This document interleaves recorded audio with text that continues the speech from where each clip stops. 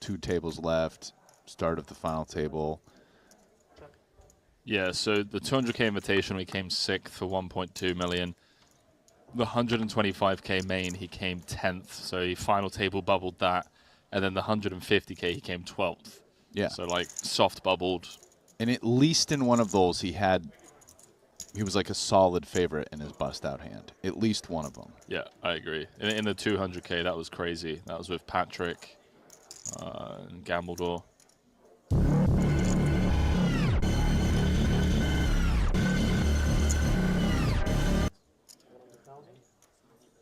Will Ben float here?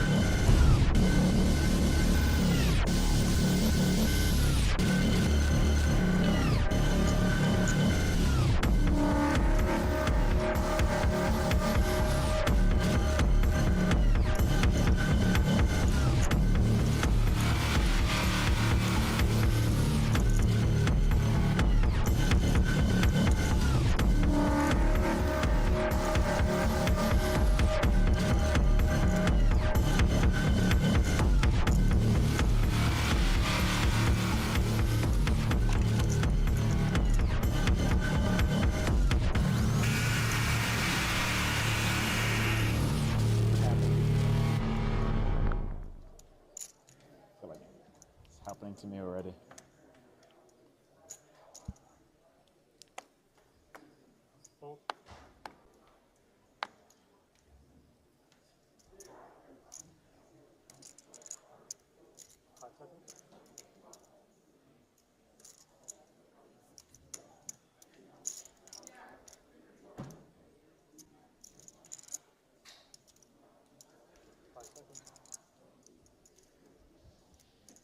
All in. Oh, you sicko. I don't know how I feel about this, you know. 13 bigs from +1. He's going to get a lookup from Alejandro Lococo. Yeah. When I say I don't know how I feel about this, by the way, obviously, the jam itself is absolutely fine. It's when we see the jacks. War never Get changes. cool. You're gonna We knock know him we're dead in at the rough Veterans shape. Hall tonight, hun. You think? Absolutely. Now get Best ready case and scenario, stop right? hogging We're the up against mirror. 9s and Right. 10s. Yeah, the look on his face. Let it be known he was not happy. Hey, boss. Paul, a little bit of a stack himself. 5 cards to come. Justin needs to pull a chance Corneth.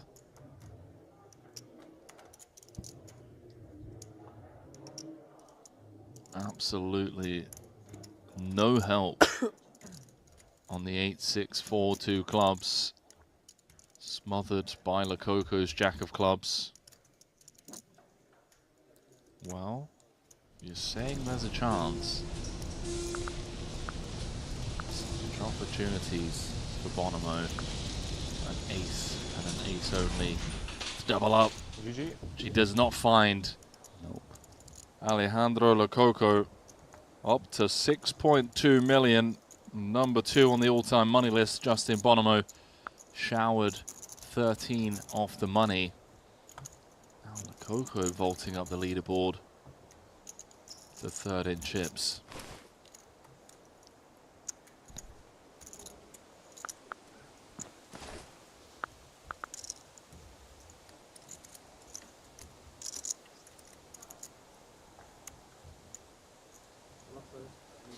Thank you. So 29 left. Who you're rooting for?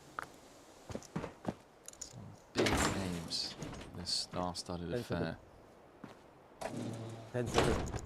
as expected.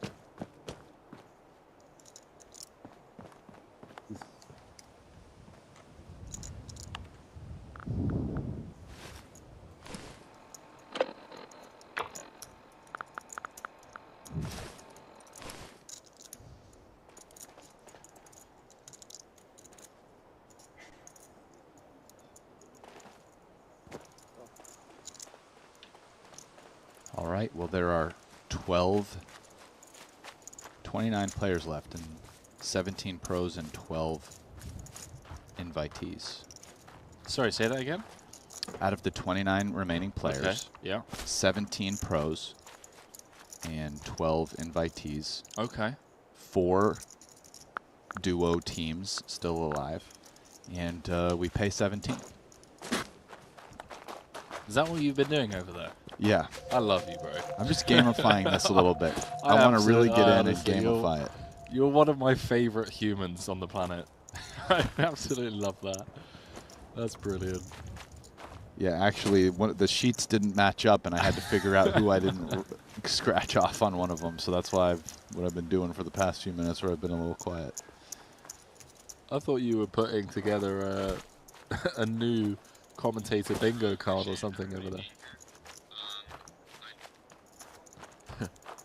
No, that's for the fans.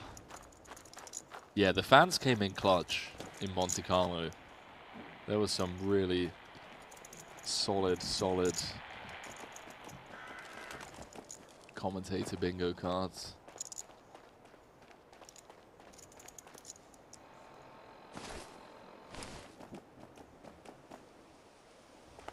Got Venice Beach, LA in the house. What's up, Venice Beach?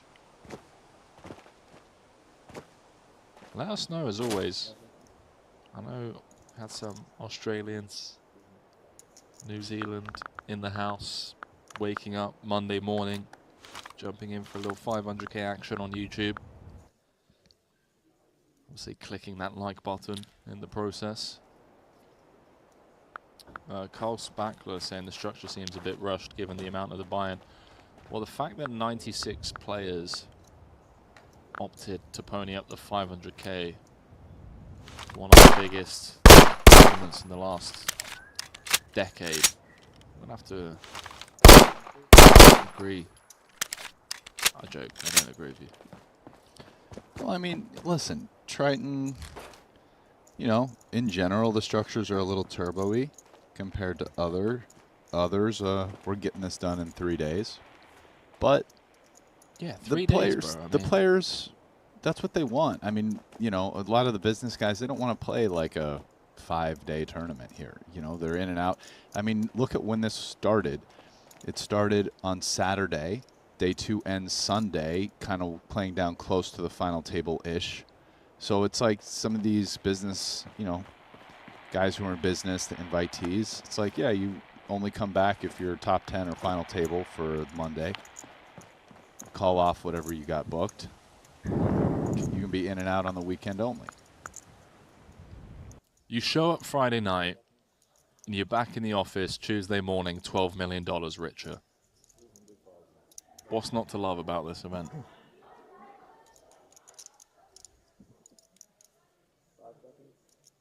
It should be 20 after the race. After a race, 20 seconds. Opening is 10 seconds.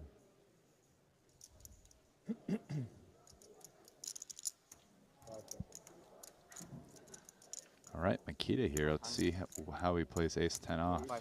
3-bet, definitely an option.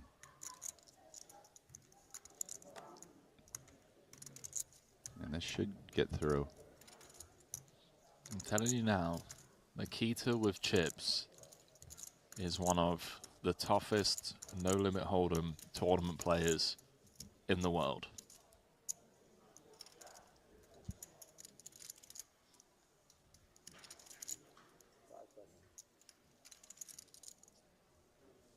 Wow, Heath is going to gamble.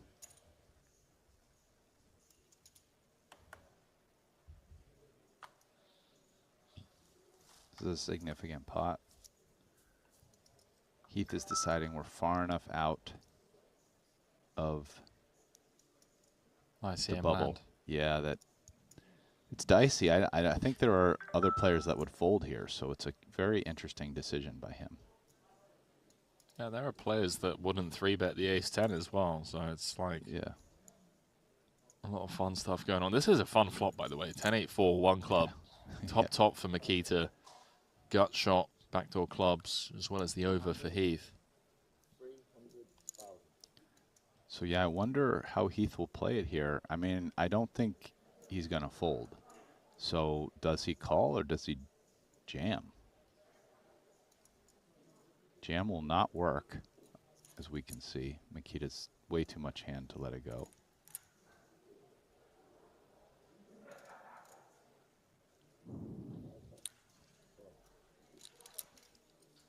Just comes with the call. 1.8 out there with 1.3 back. Makita has a pretty comfy turn jam on a lot of turn cards. Not that one, I mean. No, this Deuce is, of diamonds, what's going on? no, this is pretty comfy. I mean, like, what sizing? How do you size less? Like, you're going to bet 600? Oh, sorry, Makita. Yeah, my apologies. I thought we were talking about Heath going with it on no, certain no, turns. Makita's OOP here. Yeah, no, 100%. I mean, it's about 70% pot jam. It's kind of hard to figure out how you would two-street it from here. But let's see if Makita comes up with something different.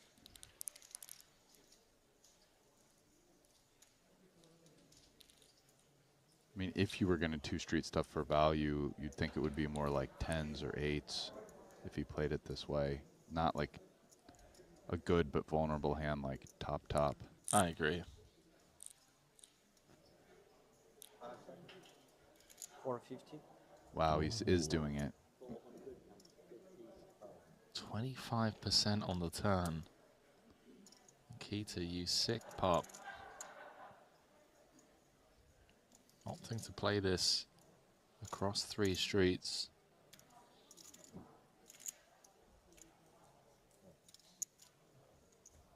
Bats is up to 7 mil. Seven starting stacks with 29 left. Oh, here we go. We're gonna flip for Feldman's tournament life. Right, like, yeah, I mean, I think if you say no to anything over like Taylor's not going anywhere with the 9s. Good luck, chaps. It's a fair fight. Absolute classic, as Adrian Mateo said. Feldman's been bobbing and weaving. Yeah, Negreanu's partner. It's all in. A little bit behind. Yeah, ducking and diving, bobbing and weaving. He's been all in multiple times, managed to survive. Can he win another flip? To get back up to 19 bigs.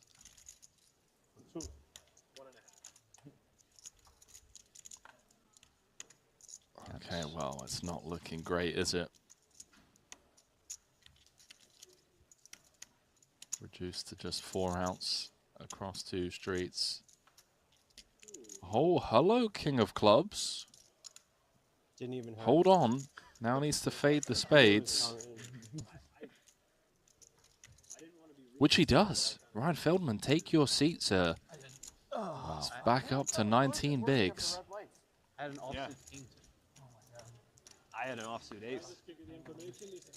I had a non-spade ace.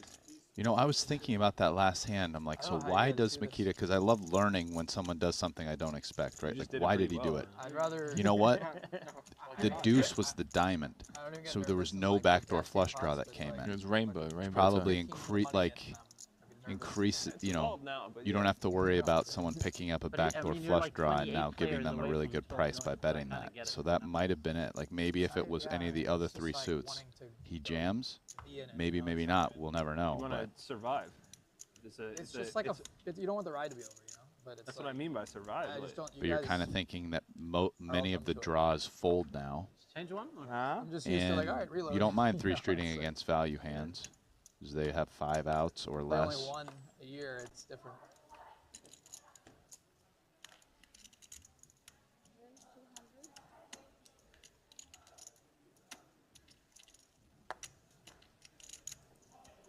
It's more than 1 year. All it takes is 1 tattoo.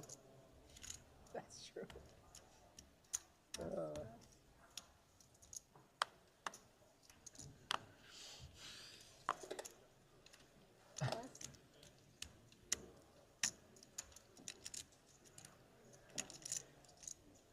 It should be like a Triton promotion. Like they give away free entry to this thing if you get a tattoo of Triton on your head.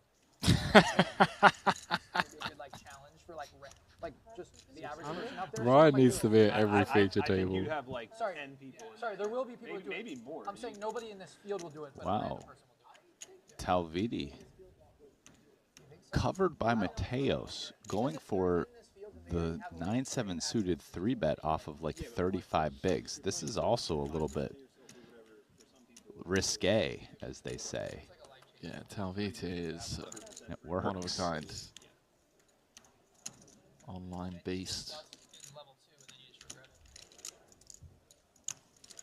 Actually, if you made that offer to the public, you might get like No, that's what I'm saying. Public, you'll get someone for like sure. 100,000 Yeah, entries. you will get so many people. Dude, Eric Person offered $300 to get a tattoo of Maverick Gaming, and he got like 100 people to do it, or 50 people to like. It has to be visible or was just only- anywhere. I don't know what the rules were, but it was only 100. It was only $300. Like, how much does a tattoo cost? Probably $200. Well, I assume he paid for the tattoo. I don't think he did. I think just people Well, are then, nuts, I and mean- they just did it for for fun. Maybe he did. I don't know. But even if he did, $300 Doesn't to sound get a like permanent fun. People tattoo. don't value themselves very much, is the moral of the Well, story. the people that do that don't. Yeah. Well, that's Rusty, how much would it cost for you to get Triton tattooed on your head? On my head? That's what the conversation was, yeah. Well, no, I mean, it was getting tattooed somewhere on their body. On No, my no, no. head? But before that conversation started, Ryan was asking how much it would cost for someone to get Triton tattooed on their head. So does neck count as head? Like, what's head? I mean, dude, we're getting into the weeds a little Well, bit it, here. it I mean, matters. It It's does. like You're right. forehead You're not versus wrong. back of the neck is a difference. Look, I'm going for the little, like, you know, Triton, just see on the side of the temple. Side of the temple. I mean, some of these questions also get into like net worth, right? Of course, we're But getting my really. numbers for that is very high. Like, I need a number that matters for me and my net worth, because this is like an embarrassing thing I have to carry around for the rest of my life. Like, that number is gonna big. Not for me. You know, I'm 10 not gonna say Bitcoin. it on stream. 10 Bitcoin. Yeah, I'll my do it. number's higher than that. I've I got know some yours questions is. about your glasses strategy. But just Fuck, here. he's I'll doing just it put it up here, and I'll just wear a cap. I have no idea. Well, except It's just something I decided to do. making an Right, action blended that in he the side of the head. It's because do anything afterwards. no, it's like a and read then or putting whatever, it on. read thing, whatever. It's just like I don't want to look at my cards with them because Yeah, that it's like part. harder to look at them. That's all. Oh, this rail's better. At least. Feldman on a bit of a spin after finding that 4 outer. Now has 10s and 22 bigs to play with. There's no strategy. Yeah, I know. You had a good one? It's just when we got Mr. Winamax at the table. You know what I mean? You have a good one? Good hand? Stares into your soul and then he just knows exactly what the answer is. Can I run the... Right? Yeah? He Wow. told me he's a field player. You know? Of course, I am. You stare at me, I start crying. One hand or... One hand? It Wait, they sounds have a like hand my after this hand? I guess my you don't bid really was too high. have anything to come to LA for. 10 Yeah, Bitcoin. Yeah. No, I People know, will do it that's for why he's 4K. asking. Yeah. I guess you go to Vegas. People in every the right, chat. Every something. Yeah, maybe I one guess time. my bid for $1 million. I just wonder if people will play if you play, because it's like that's the only problem is like it would be cool, but at the same time like I don't know that our players. I Like, we could feel actually, like like, my lose real players number is by, say, like, somewhere playing. around That's the the only like problem. 20 to We had 25% of Nikita my play net once worth. on Hold on, Wednesday. because Is what what I has would need to happened get. here? I mean, Chance Cornuth has lost a 4 million chip Maybe a pot smaller one. Would think it's cool. Maybe. against ST Wang. I'm gonna need to open up the app. Yeah. So this Yeah, it was might not be worth it. single the raise big game- pot. The bigger games, the tougher it is. Chance open from the Yeah, hijack. because, ST Wang defended the big. 10, Fade 7, Alex, 8. played Fade at- or Like raised, the one time? chance flat. Oh, you're right. Sorry. Oh, okay. Fade or raised under the gun, chance flats. ST defends. Triple checked flop, which means chance checked back in position. With the aces. 10, 8, 7 rainbow. Offsuit 5. Big blind leads out. Chance calls. And on the 9 river, the big blind bets 300 into looks like well over $1 million in chance raises with aces. Yeah, it looked like ST blocked for 20% and chance raised to 1.2 million. Bluffs with the aces. Yeah. Wow. Well, ST Wang up to 5 million. Chance corners, shortest stack in the field now. 29 bigs. It's a really interesting hand.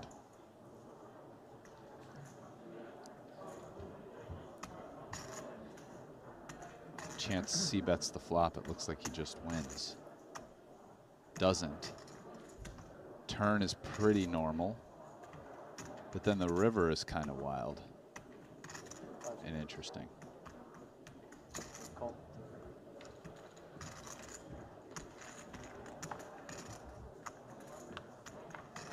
Fedor with the defend. Squaring off against Vieira, and he is in trouble. Button v big blind. Top pair against middle pair. At this stack depth.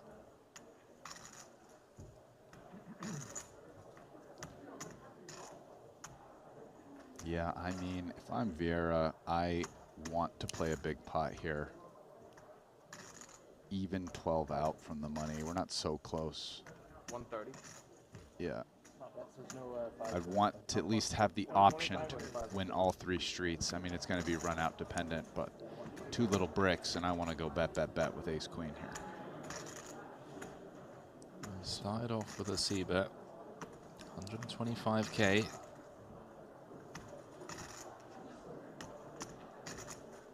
Yeah, a little quarter pot. Seems like a pretty comfy call as Fedor. I don't really know what other play there is. Fold seems terrible, and raise seems a bit out there. Well, that's a turn card that could potentially save Fedor from playing a big pot here. It's a card that he can lead since he has way more 4x and more flushes. That said, his particular hand is not a hand that likes leading. So, and he doesn't have to lead it. So it makes sense that despite that, Fedor checks. And it's curious now how Vieira will play. I'm sure he's aware of everything I just said. Might be a little hesitant. Thing is, ace queen's still good a lot. Versus the range that checks could bet, decides not to. Wow. Oh, Fedor's going to lose the absolute bare minimum here. Yeah, what a run out. Maybe even turns this hand into a bluff? Question mark? I don't think so. I mean, his hand could easily be good. I think it's more likely he does, like, check raise this than bet. Like, it's an interesting check raise bluff, right? But I don't see any reason to bet.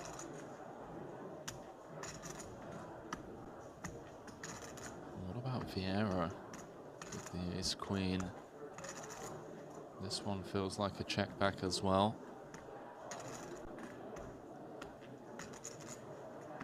There it is, checks through. Fedor going to be happy to kind of see that one, the way it played out. If Alex does it, says 130, you say some online tip doing it. But you,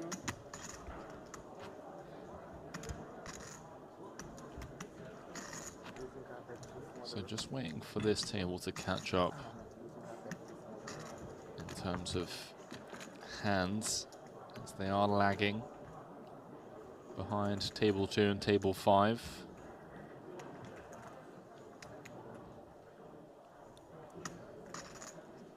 One of the many innovations of the Triton Poker Series and Luca Vivaldi's team is they track every single hand just to guarantee that there isn't a table that plays more, meaning that nobody is at a disadvantage when the stakes are this high. it's even happened where the money bubble has burst, but there's a table that had hands to catch up on, and then during that time when they've caught up, a player has bubbled over there as well, and then they've ended up chopping like the min cash.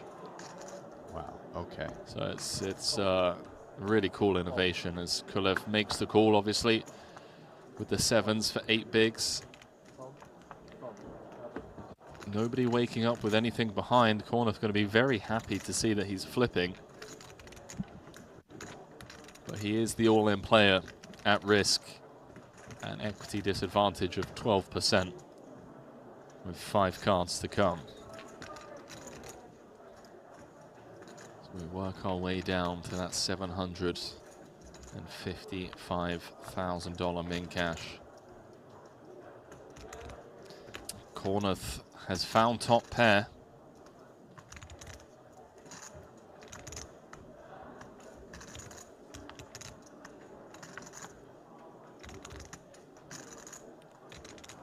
Red 7 needed for the Bulgarian. Doesn't find it. What a swingy day it's been for the chip leader coaching head honcho. Back up to 1.8. 18 big blinds in a dream.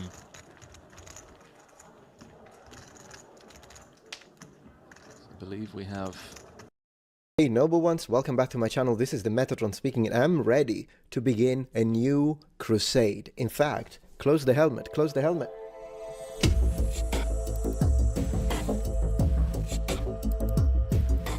Now, this isn't necessarily news, but it is something that I would like to talk about because I believe it is a problem within social media space, but in general, educational channels, particularly those connected to ancient civilizations, classical antiquity, the medieval period and whatnot.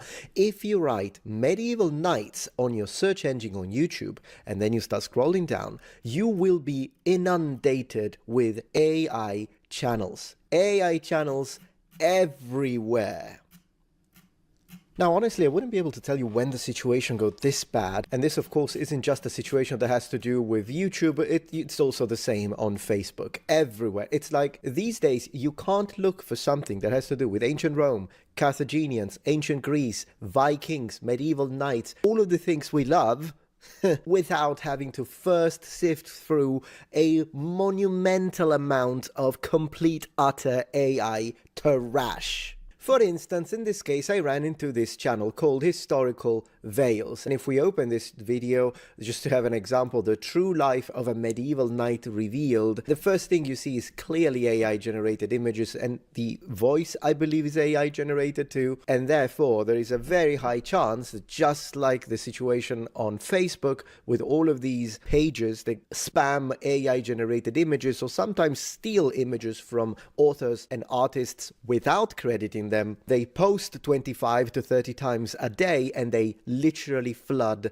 the system. And when it comes to the information presented, that's also AI, which means it's gonna be full of wrong interpretations, wrong dates, wrong information. It is indeed a disinformation campaign that has been supported, in fact fostered, by not only the likes of Meta, because it seems like, if anything, they want to increase the number of AI that we have to deal with when it comes to bot, but it makes money. It's a viable way to make money, and of course for very little effort. I mean, compare it to a channel like mine, where I have to do the research and sit down and pay researchers and pay the thumbnail artists and learn the script and recite it into a camera and do the editing. Now, given I don't make more than 8 to 10 of videos like that, which is why I've been adding React content, commentary content, but also just simpler videos just to kind of fill in the gaps in order for me to be able to continue to have a high output, which is absolutely necessary these days when it comes to making YouTube your job.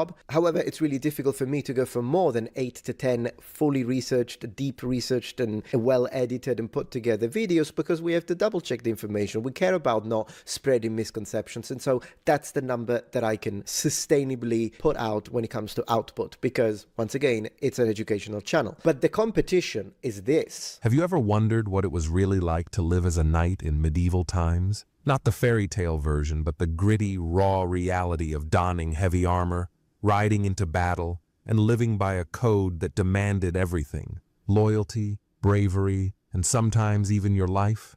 Knights were the superheroes of their Oh age. my gosh, look at the faces.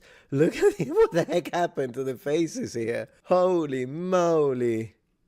Admired and feared in equal measure. But beyond the shining armor and legendary tales, Yeah, look at this. Like, it was completely deformed. The weapon, I think this... What was it? Was it a sword swing that became a sword blur? lay a life of relentless training, brutal combat, and complex loyalties. Today, we're peeling back the layers of myth. Also, did you notice that the subtitles are often wrong? Like in this case, it's saying peel, but in the subtitles it says pin. Well, this happens throughout the entire video, and those are hardwired into the video. We're not using YouTube's automatically generated subtitles. It's the the AI doesn't know what it's saying. To uncover the truth about Uncover the truth, guys. We are uncovering the truth what here. it meant to be a knight. What drove these warriors to dedicate their lives to a code of honor? How did they balance the harshness Oh, this guy doesn't, it just has a helmet face. Holy moly. of battle with the expectations of nobility? Your life was anything but easy. And a lot of the stuff that, oh my gosh, the face here. And a lot of the stuff that you hear is either myths, they will spread myth and call them truths, or it's just the most generic, oh my gosh, cookie cutter.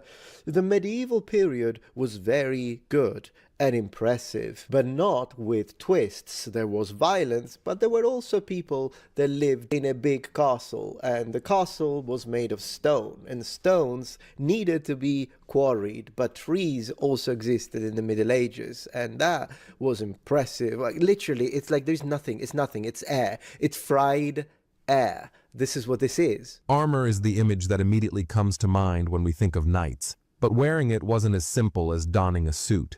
Each piece was painstakingly crafted by blacksmiths to fit the knight perfectly, a process that could take months. A full suit of armor weighed anywhere between 45 and 60 pounds. It was a marvel of engineering, designed to provide maximum protection while allowing the knight to remain mobile. But wearing it was an ordeal. Imagine the claustrophobia of being encased in steel, with limited vision through the narrow slits of your helmet. Oh, the irony. Those are narrow slits? You can fit an entire CRT in there.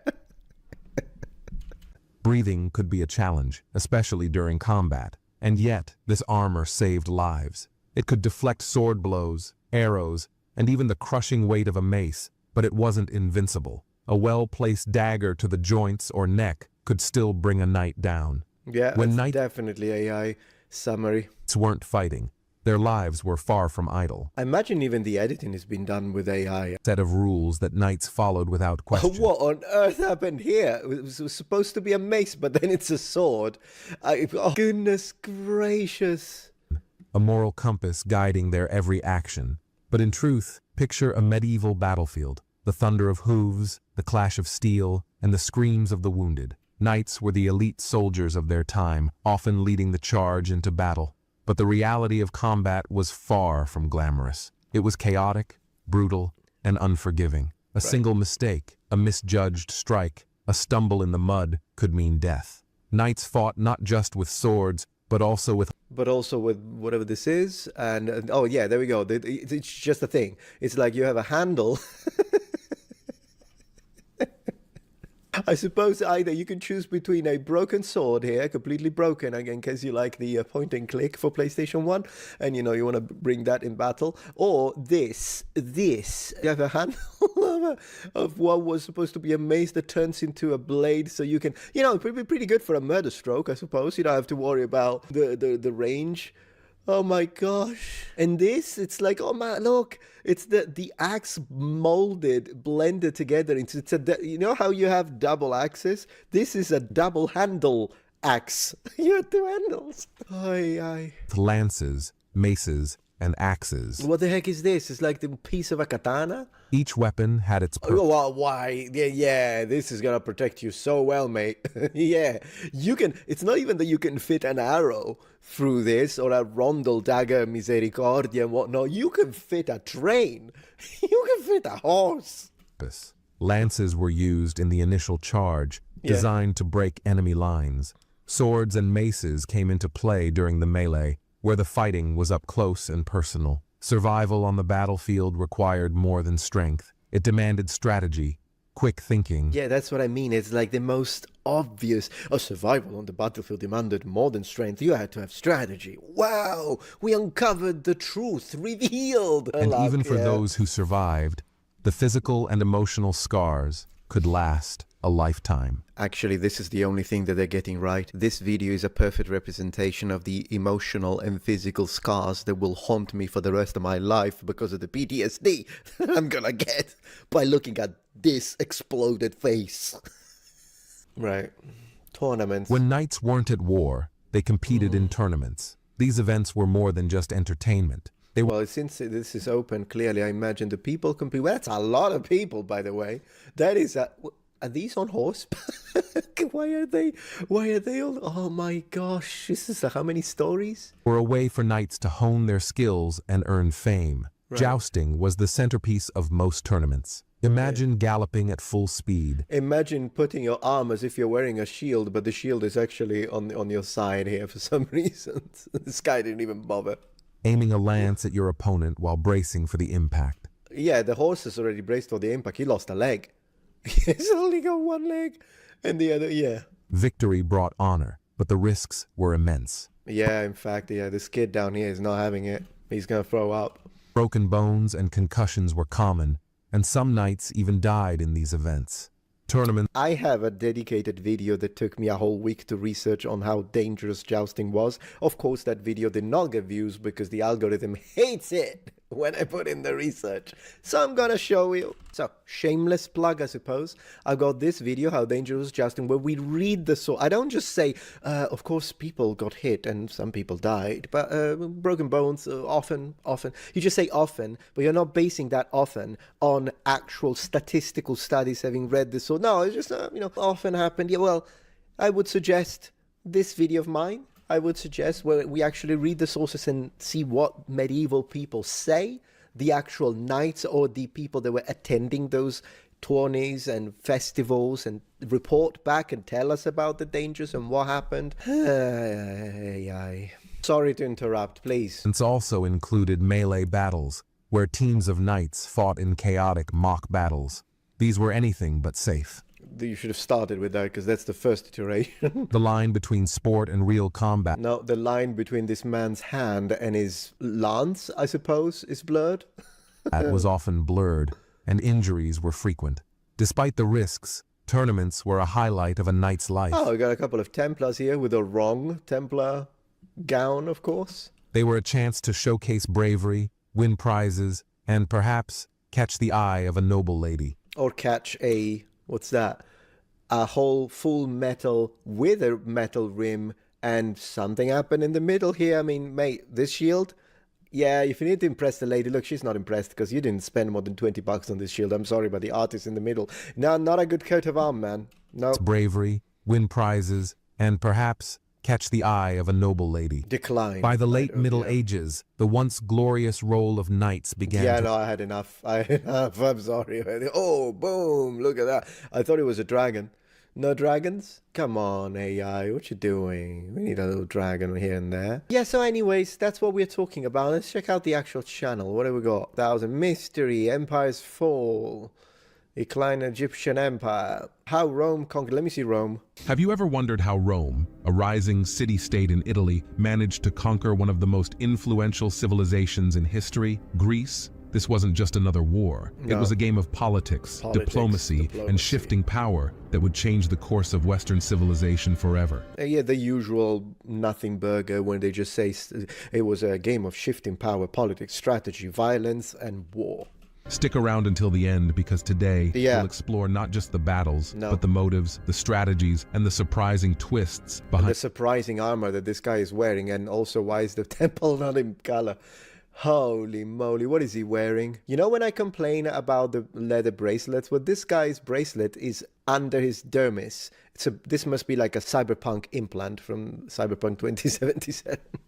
behind Rome's conquest of Greece. Welcome to Historical Thank you. Veils, where we peel back the layers of history to reveal the untold stories of The untold stories, the untold. So this is the place where, never mind, searching and research and all of that stuff. No, this is the place where this person on the right, I don't know what happened to their head. Oh, I know what happened to their head. He's so ugly that his face looks like his neck just threw up. Look at his arm. What is it, Cthulhu? This is the one they call him, Cthulhu. past. Let's dive right in. To understand how Rome conquered Greece, we have to first rewind several centuries to see where Greece was and where Rome was heading. Greece, as you might know, had experienced its golden age much earlier. We're talking about the Greece of philosophers like Socrates and military strategists like Alexander the Great. But by the 3rd century BCE, the Greece we're talking... Of course he's gonna use BCE. I have a dedicated video. This guy, I don't know what happened to this guy. Oh, it's the Scream from Munch. How the heck do you read it? Yeah, it's him. It's here. Wow. And it's funny because it looks like he's got a pole weapon through his helmet. About was a leather bracelets. Let's go. Let's go. Leather.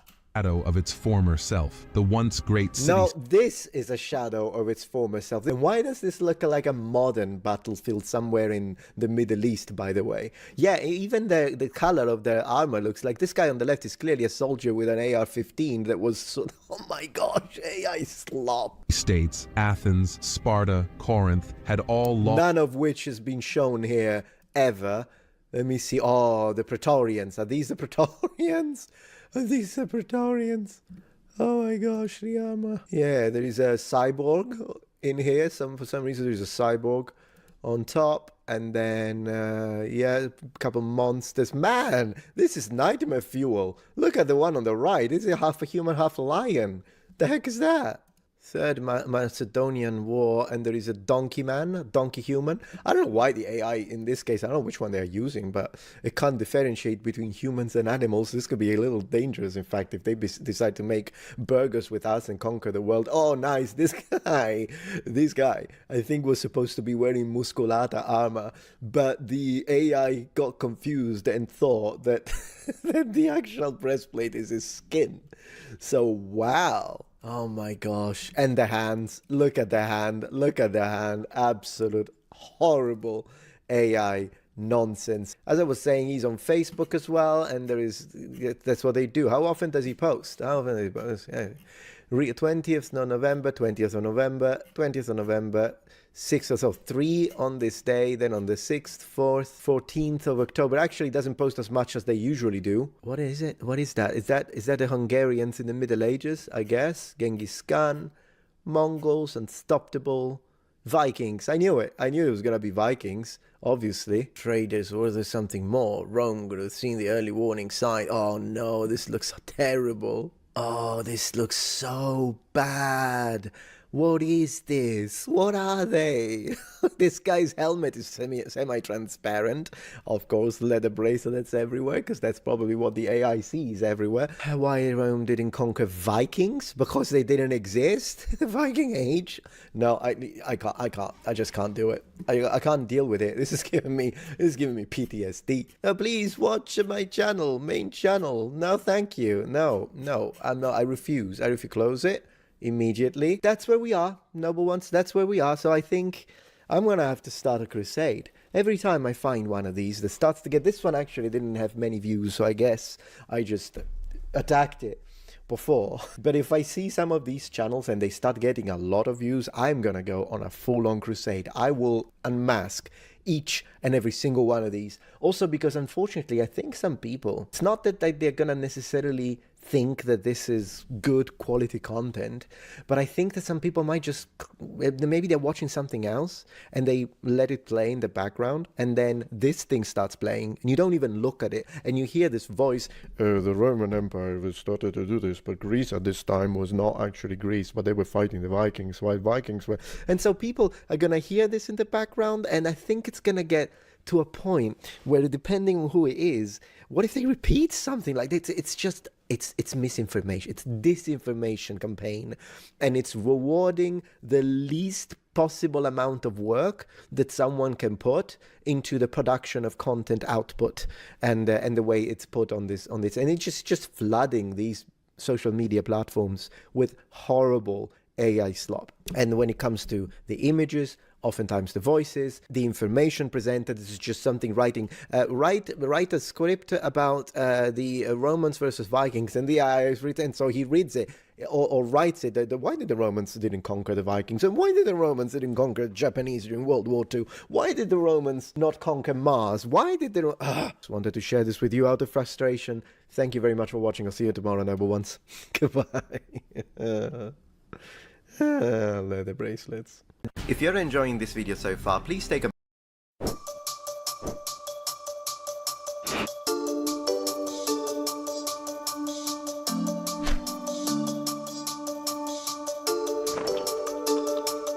We might think we already know everything about ancient Greece. The Parthenon, the 300 Spartans, and blind Homer's Iliad and Odyssey are familiar to all. Yet there were far more than 300 Spartans. The Parthenon was actually built as a kind of central bank, and no such unified state as ancient Greece with Athens as its capital ever existed. The Trojan War was as distant in time to Alexander the Great as the Vikings are to ourselves. So let's try to get our heads around ancient Greece, and hopefully a little quicker than in 2,000 years.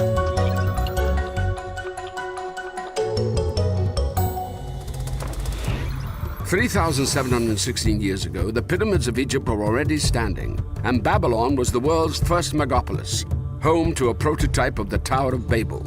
On Crete, however, a mysterious civilization was flourishing. It had 3-storied palaces, and all this with no defenses. The Cretans apparently led a relatively peaceful life, admiring flowers, blue monkeys, and beautiful women, walked around topless, while the men preferred loincloths or skirts. The Cretans had a navy and their own writing system, and nobody has yet succeeded in deciphering them. Until one day, on the island of Thera, the modern-day wedding paradise of Santorini, all this ended in the greatest volcanic eruption in European history. Part of Thera sank beneath the waves, presumably giving rise to the myth of Atlantis. Tsunamis 100 meters high and vast ash clouds stretching for thousands of miles around. Crete never recovered from this eruption, and invaders soon swarmed in.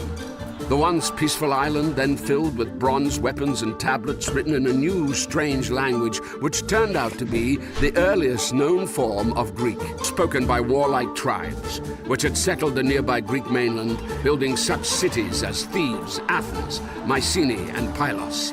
But these cities already sheltered behind 6-meter walls. Life here was not peaceful at all. A few centuries later, the Greeks themselves explained them with legends of Cyclopean builders and were no longer aware that any other civilization had come before them on Crete.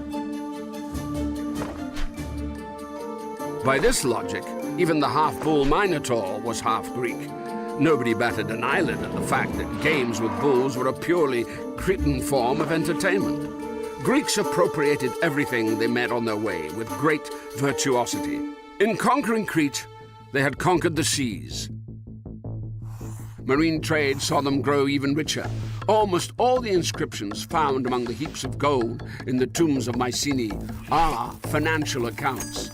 Mycenae took the lead in the fight against Troy in Homer's Iliad. As recently as 150 years ago, this story was considered a fairy tale, until a millionaire and amateur archaeologist, Heinrich Schliemann, excavated Mycenae, and Troy, a replica of the legendary Trojan horse, now stands here.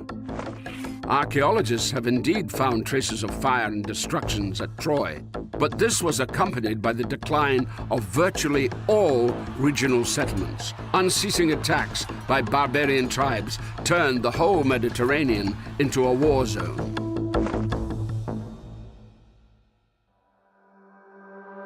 The next 400 years were a dark age.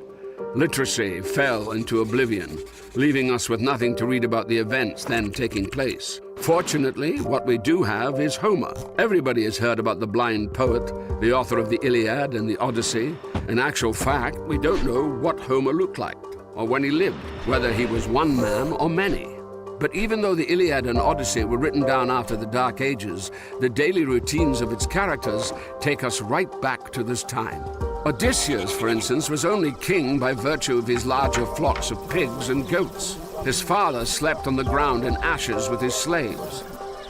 Homer's characters were illiterate and used heads of cattle in place of money, a far cry from Crete and Mycenae with their three-storied palaces. What had happened? The Mycenaean civilization was destroyed by the Dorians, who, though Greek, were totally savage. The earlier population either hid in the mountains or fled to the east. Of all the achievements of the previous civilization, the Dorians left only the essentials, the sailing ship and the potter's wheel. It took a further 4 centuries for them to start adding the most primitive depictions of animals and people. At around the same time, the turn of the 9th and 8th centuries BC, the Greeks in Ionia borrowed a completely new alphabet from their Phoenician neighbors. This bore little resemblance to the linear writing styles of Crete and Mycenae. Do you recognize the modern Greek letters? The fog of Dark Ages had started to clear. Only here do we begin to recognize ancient Greece, the country that never actually existed. This was no state with an established border or capital, but rather a multitude of distinct and completely independent cities, polises. How did this come about? Greece is a land divided by sea and mountains into separate little parts, of which only a handful was suitable for agriculture. Even grain had to be imported. But why not grow it yourself, over there, across the sea? Thus, the great colonization began. If the first historians are to be believed, Miletus alone founded 90 colonies. The heel of the Italian boot was colonized too, followed by the alphabet that would form the basis for Latin and take over the world. Greek civilization spread from the modern-day Rostov-on-Don to Marseille, laying the foundations of the French wine industry. Fragments of amphorae scattered from Gibraltar to Georgia. These were containers for grain and wine. The latter was diluted with water in proportions of 1 to 3. Only barbarians would drink it neat. For trading purposes, coins appeared. Like the alphabet, these too were borrowed from their neighbors.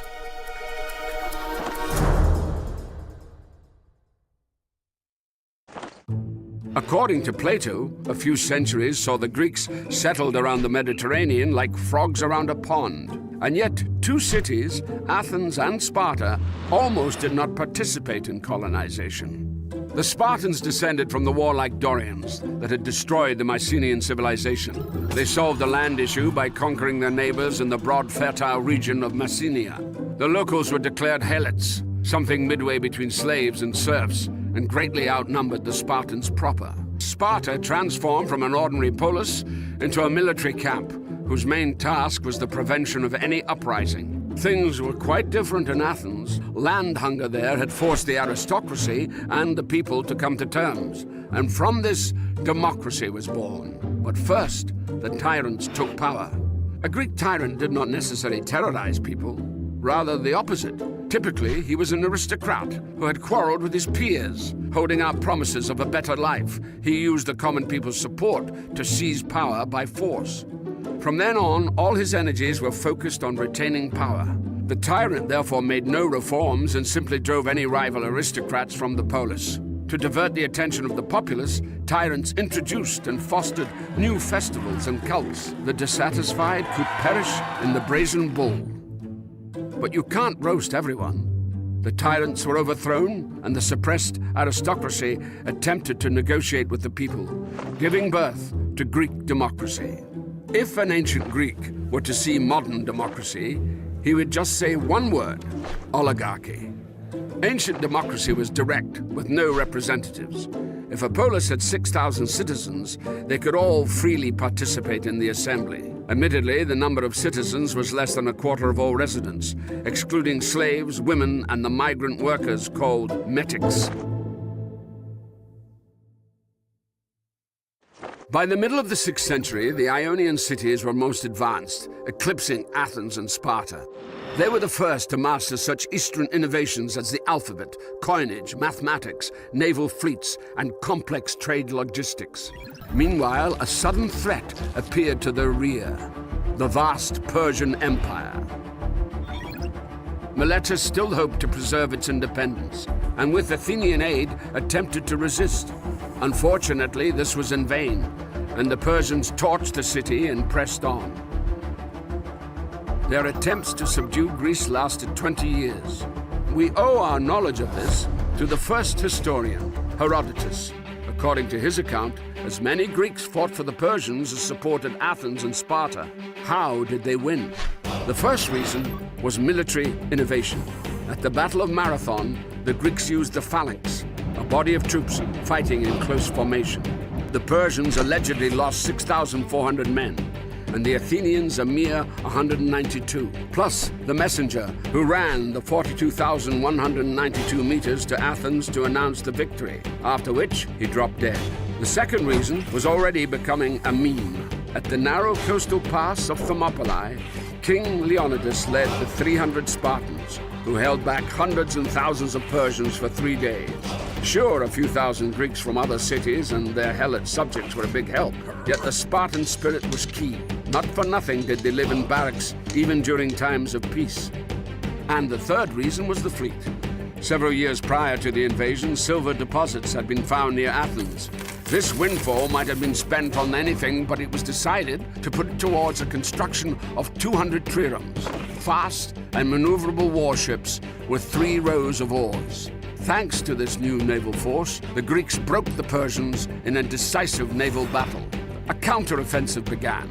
The Greeks of Sicily defeated their old rival, Carthage. A scattered array of policies thus defended the territory in which classical Greek culture was born.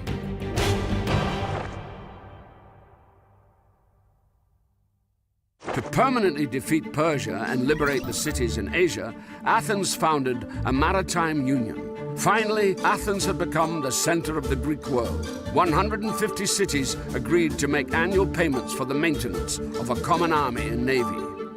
The treasure was kept on Delos, the sacred island of Apollo. Shortly afterwards, however, patronage was passed to Athene, motivated by greater fiscal reliability, of course. Little imagination is required to suppose which polis was chosen for her headquarters. The most elite real estate in the 5th century BC was the Parthenon. It was constructed not so much as a temple, but as a kind of central bank, housing all the allied treasury. Without these funds, the Greek classics wouldn't have existed at all. No sculpture, drama, philosophy. The strategist and orator Pericles became the head of this new financial center. He concluded a 30 years peace with Sparta, restored the Acropolis that had been sacked by the Persians, and extended fortress walls to the city harbor. This was rebuilt to a grid layout, a forerunner to New York. While the sculptor Phidias was immortalizing Greece in stone, the philosopher Anaxagoras expressed an outrageous idea that the sun was not the god Hellas, but a burning body equal in size to Peloponnese. A whole great culture was created in half a century. Sparta and its allies grew jealous of Athens' prosperity. A Cold War had smoldered between them ever since the victory over the Persians, and things warmed up in 431 BC. The Spartans and their allies besieged impregnable Athens. Its inhabitants took cover behind the walls. The grain supply from Africa was cut off, and those shipments that made it through brought either typhus or the plague. Even Pericles himself perished. He was replaced by demagogues. Whoever promised the most was elected strategist. So Alcibiades, the unscrupulous nephew of Pericles, became the head of the Athenian armed forces. He proposed a short but victorious war. Let's pack it all in and sail for Sicily, as if the altercations with Sparta weren't enough.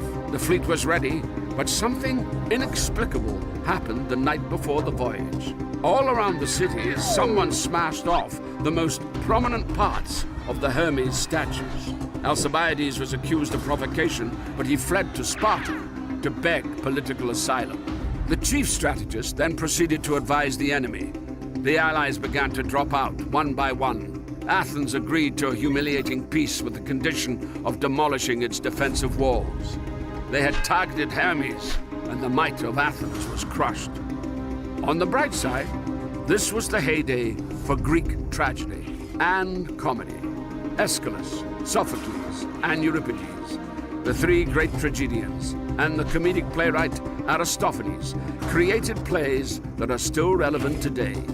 And yet they penned them in the full confidence that the first production would be the last, as was the way in theatre at the time. Classical drama was always about current events, and while things may have been getting worse in the city, culture flourished. There was no winner in the Peloponnesian War. All Greek cities fell into decline. On the other hand, unexpected surprises would come from the Macedonians, distant relatives of the Greeks who had always been regarded as semi-barbarians. And then even the great philosopher Aristotle went to work in Macedonia as tutor to an extremely talented boy. The boy's father was Philip II. It was he who built up the Macedonian kingdom, defeating a Greek coalition. He almost managed to unite Greece in order to fight the Persians.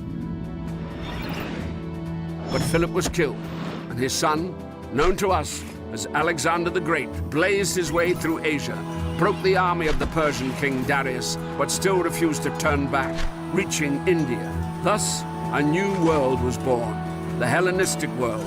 Greek and Eastern culture blended to form a new whole, as cities by the name of Alexandria sprang up in almost every land, though without any democracy. All officials in Asia spoke Greek, and new Oriental gods became neighbors with the old Greek ones at Mount Olympus. Alexander was proclaimed a god himself in Egypt. Protocol obliged all to follow Eastern tradition and fall at his feet. We can only wonder at how this might have ended. Greek decrees have been found urging the spread of Buddhism, but Alexander died young. Babylon, the place of his death, had become the capital of an empire, which immediately began to crack at the seams.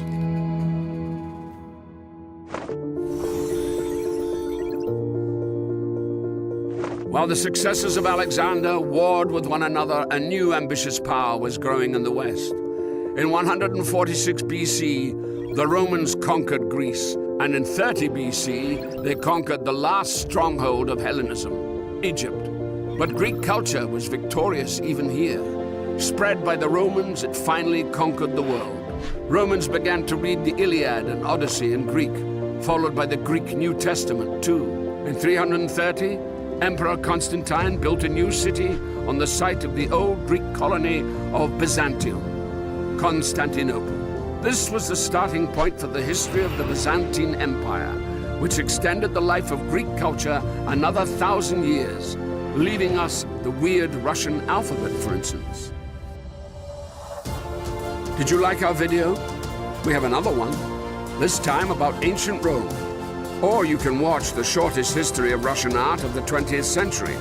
We've squeezed 100 years into just 25 minutes. And that's not all. Subscribe to the Arzamas channel, and you'll be sure not to miss out anything.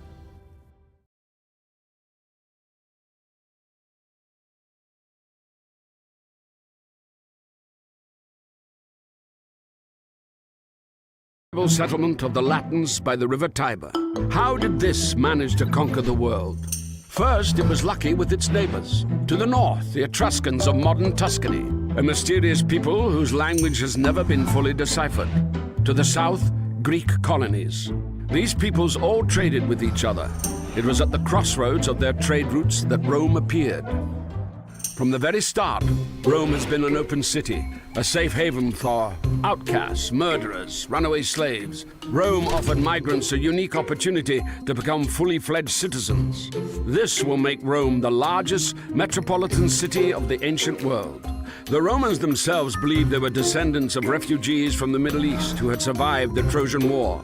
Romulus and Remus were the great-grandchildren of the Trojan hero Aeneas.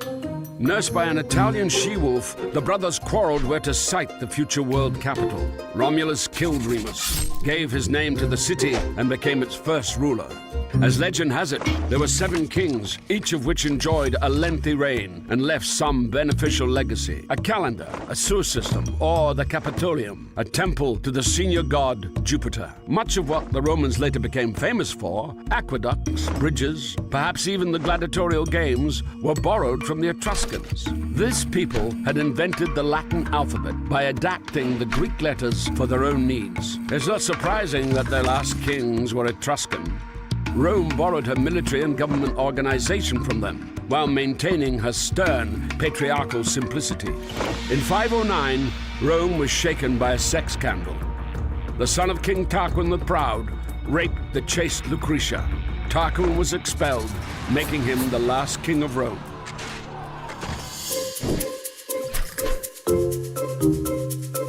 The Romans decided to prevent any such concentration of power ever again.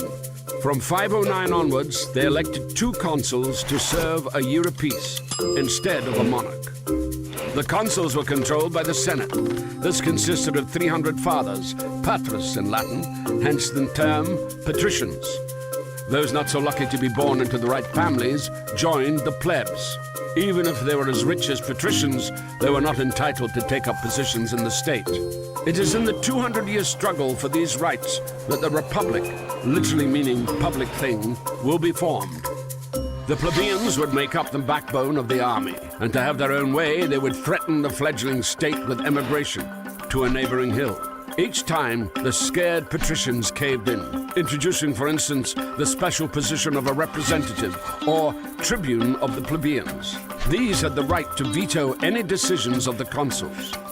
One of the main achievements of the struggle was the publication of the first written laws. By 287 BC, the plebeians had achieved complete equality of rights with the patricians. The unity of Rome found its best expression in the formula Senatus Populusque Romanus, the Senate and the Roman people, which still adorns the manhole covers in Rome.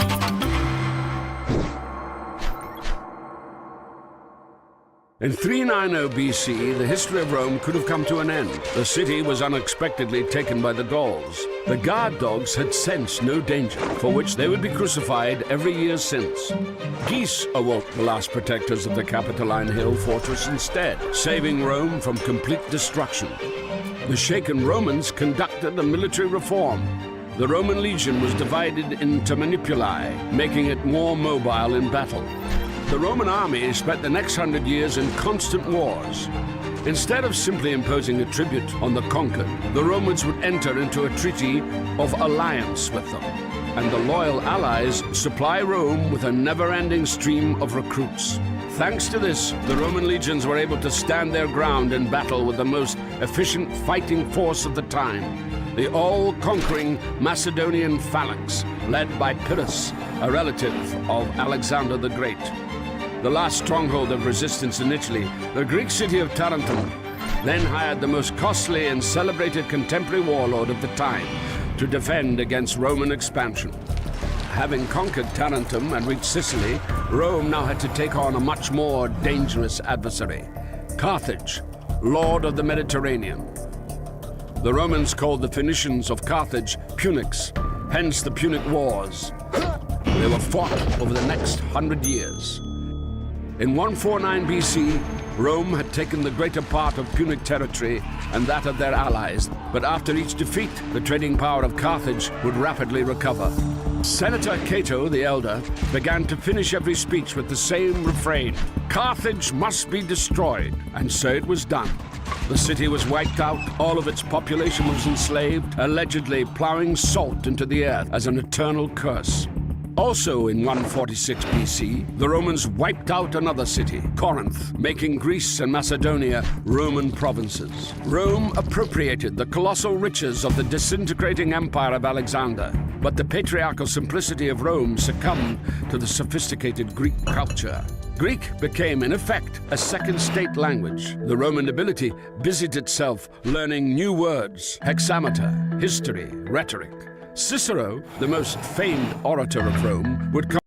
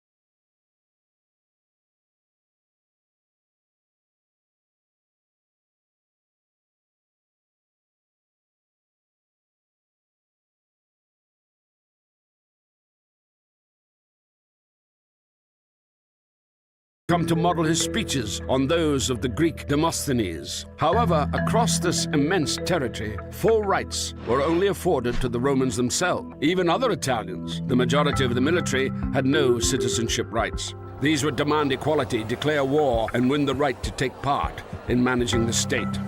This was a total game changer. While ancient Greece remained a collection of squabbling city-states, Rome gradually extended citizenship rights to the conquered, laying down the basis for an empire.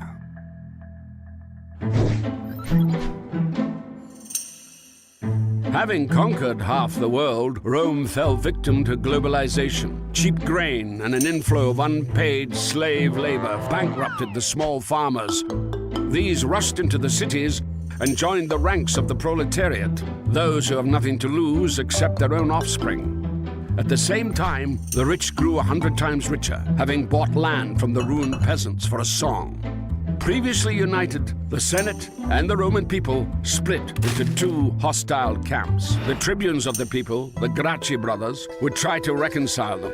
They proposed granting excess public lands to the impoverished peasants and suggested free distributions of bread to the poor. The disgruntled senators decided to suppress the Gracchi movement by force, killing the brothers and several thousand of their allies. Rome was gripped by civil wars. Social mobility for the proletariat was offered by Gaius Marius, a popular general. He began enrolling the proletariat into the army with a promise of a grant of land at the end of service. This would make the legions personally devoted to their generals. In 49 BC, two outstanding generals fought over Rome. Gnaeus Pompeius had won the eastern provinces for Rome, including restless Judea, cleared the Mediterranean of piracy, defeated Spartacus' slave revolt, and justifiably added the title Great to his name. Gaius Julius Caesar had conquered Gaul. Nowadays, they would call it genocide. He butchered 1 million Gauls and enslaved as many more. He went on to defeat the Germans and then invaded Britain. According to the law, a general had to dismiss his legions before returning to Rome, and in return have his moment of glory, a triumphal entry into the capital to the applause of the citizens. Caesar performed a hitherto unseen maneuver. He refused to submit to the Senate, and having crossed the Italian border, the river Rubicon, marched his legions to Rome. It would take him several years to defeat Pompey the Great and his other rivals, pitting Roman legions against each other. In the process, Caesar annexed new territories and gave Cleopatra the Egyptian throne. After a romantic cruise along the Nile, she would give birth to Caesarion, or Little Caesar. On his return, Caesar would add Imperator, or Emperor, to his name, title originally meaning victorious commander, and gain control of all political positions: consul, tribune of the people, and dictator. Rumors spread that Caesar wanted to declare himself king. Conspiracy was brewing in the Senate, and Caesar was assassinated. Caesar left his wealth, quite unexpectedly for all concerned, to his grandnephew, 19-year-old Gaius Octavius. This Octavian immediately joined in the power struggle. In 31 BC, he defeated his last rival, the warlord Mark Antony, who likewise had an affair with Cleopatra. The lovers would take their own lives. Octavian was left sole ruler of a vast territory. Julius Caesar ruled for 4 years. Octavian, assuming the title Augustus, meaning the Venerable or the Great, ruled for an endless 43 years. He didn't formally abolish the Republic. He simply took control of all possible positions, making his power almost absolute. But he modestly called himself Princeps, the first senator. And even though skirmishes with barbarians continued along the borders, inside them the period of Pax Romana set in, a period of peace and stability that was to last 200 years. the empire experienced an economic upswing. Bread was distributed for free to 200,000 people. On Augustus' orders, a 500-meter basin was dug at the very center of the capital, where 3,000 gladiators mimicked sea battles on real seagoing vessels. In Rome, construction was booming. Concrete multi-story districts were growing. Augustus had to introduce height regulations, limiting skyscrapers to 6 floors. And still the citizens were unhappy. They complained about traffic jams, pollution of the waters of the Tiber, and high rents. The golden century of poetry dawned. Maecenas, a quasi-minister of culture, allocated special grants to praise the value of the state. Temples would be built in the honor of Augustus, and even a month was named after him. Thus, the cult of the Roman emperors was emerging. They would come to be venerated alongside Mars and Jupiter. After Augustus' power became hereditary,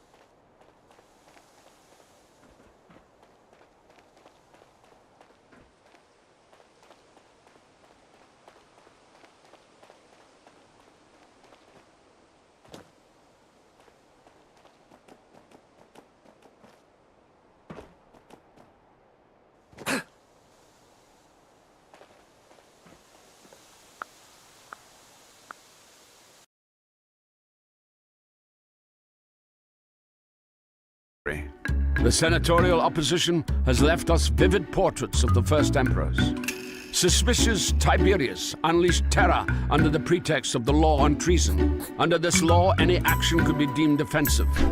It was enough not to sufficiently praise the emperor or pay at a brothel with coins bearing his portrait. In distant Judea, a preacher refusing to worship the emperor as God was crucified. Caligula wanted to make his horse a consul. A scholar and gourmet, Claudius, was too occupied with feasting and the reforming of the alphabet to keep an eye on court intrigue.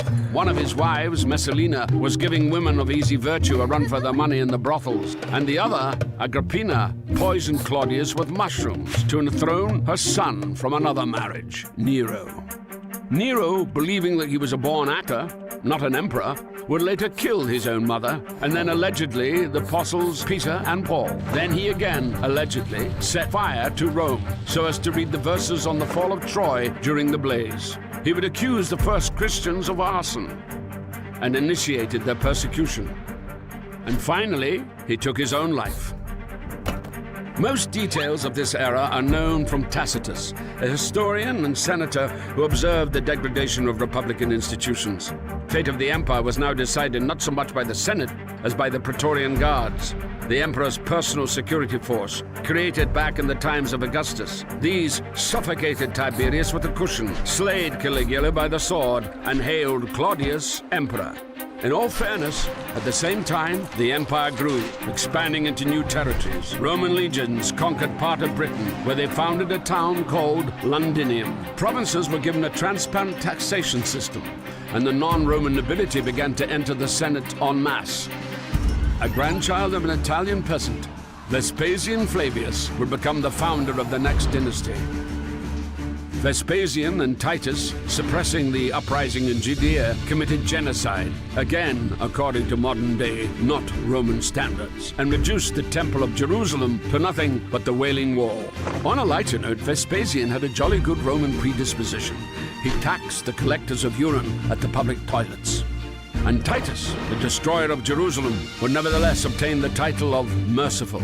After a splendid triumph, he opened the Colosseum for the people. Titus would be called the love and consolation of humankind.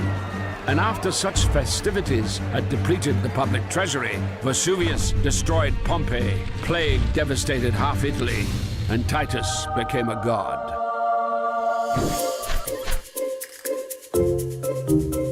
The 2nd century would go down in history as the era of the good emperors. Trajan was considered by his contemporaries the best emperor ever. Rome became a million-strong city, and the empire reached its largest extent. Rome connected her new territories via a network of paved roads. This system still determines the transport map of Europe. After Trajan's conquest, Hadrian busied himself with defense, erecting massive fortifications in Britain and between the Rhine and the Danube. Pantheon was built in Rome, the first temple to be topped by a massive dome, a real architectural sensation of the day, dedicated to all the gods. Hadrian would also include his lover among them, the young Antinius. More of his images have survived than of any Roman. The last good emperor, the throned philosopher, Marcus Aurelius, would spend most of his reign on military expeditions. In between battles, he wrote his manifesto for Stoic philosophy, Meditations.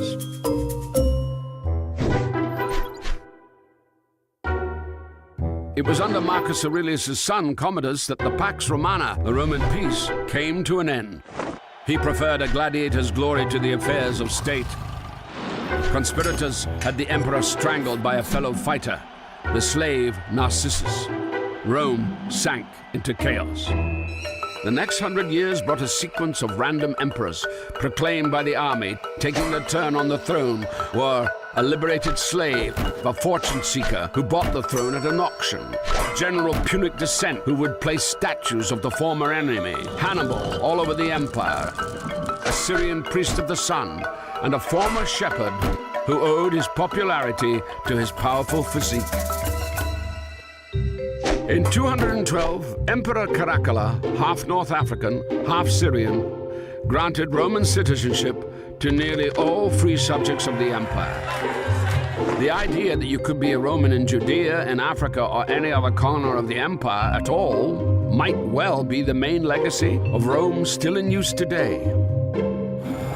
By mid-century, Rome was already in the midst of such a crisis that the whole provinces were starting to split off. The Gauls, for instance, proclaimed an empire of their own. Order would be restored by the son of a liberated slave, Diocletian. Having started his career as a soldier, he would end up an absolute monarch, an astonishing example of social mobility. Diocletian split the empire into four, with 4 co-rulers at 4 capitals, situated closer to the frontier. Rome lost its significance. The Senate became a town council. The country was now ruled by an army of officials personally reporting to the emperor. Thus, the ancient world, centered around the concept of a free community and free citizens, came to an end. From the princeps, the first senator, the emperor had become the dominus, a title by which slaves addressed their masters. The citizen became a subject, the warrior turned into a soldier, and the farmer a semi-serf. Diocletian himself resigned from the post of emperor 20 years later and went off to his estate to grow cabbages. After Diocletian's departure, the co-rulers were fighting for power. Constantine, the future Saint Constantine the Great, emerging victorious. Before the crucial battle for Rome, he allegedly had a vision of a cross. After this, he made all religions equal. After 300 years of persecutions, the Christians came out of the catacombs and were now entitled to build churches alongside the temples of Augustus and Mars. Constantine would take the cross from Jerusalem to the new capital of the Roman Empire, Constantinople. Theodosius I would make Christianity the official religion and begin to destroy the ancient temples. He would also be the last emperor of a united Roman Empire. His sons split the empire into west and east. The eastern half would live another 1,000 years and is known to us as Byzantium. The western part would fall victim to the great migration of peoples. Rome, founded by migrants, would fall to the onslaught of a new wave of refugees. Ironically, the last ruler of Rome would be called Romulus.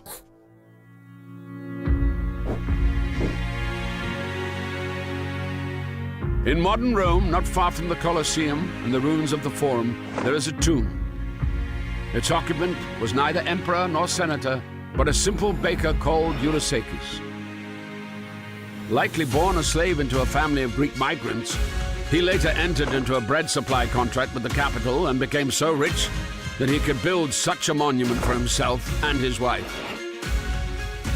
Before Rome, in ancient Egypt and elsewhere, or after Rome during the Middle Ages, a man would die in the same station in life as he had been born in. The life and career of Eurysakes is an answer to the question of how Rome was able to create a global state that lasted over 1,000 years. Do you like our video? We have another one, this time about ancient Greece. Or you can watch the shortest history of Russian art of the 20th century. We've squeezed 100 years into just 25 minutes. And that is not all. Subscribe to the Azimuth channel, and you'll be sure not to miss out on anything.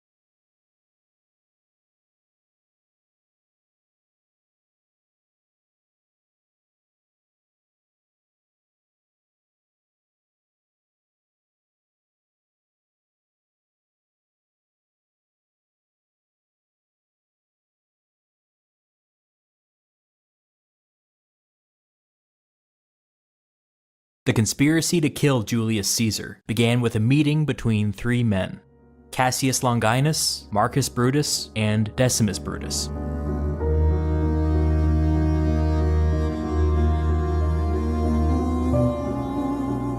Cassius was an experienced soldier and general. A decade earlier, he had fought the Parthians under Crassus. After Crassus's humiliating defeat, Cassius rallied the survivors and successfully defended Syria against a Parthian counterattack. He would go on to command a Pompeian fleet during the Civil War, and to everyone's surprise, he proved himself to be Rome's most successful naval commander in a generation. Not that it made much of a difference, because as we know, Pompey was eventually defeated and Cassius was captured.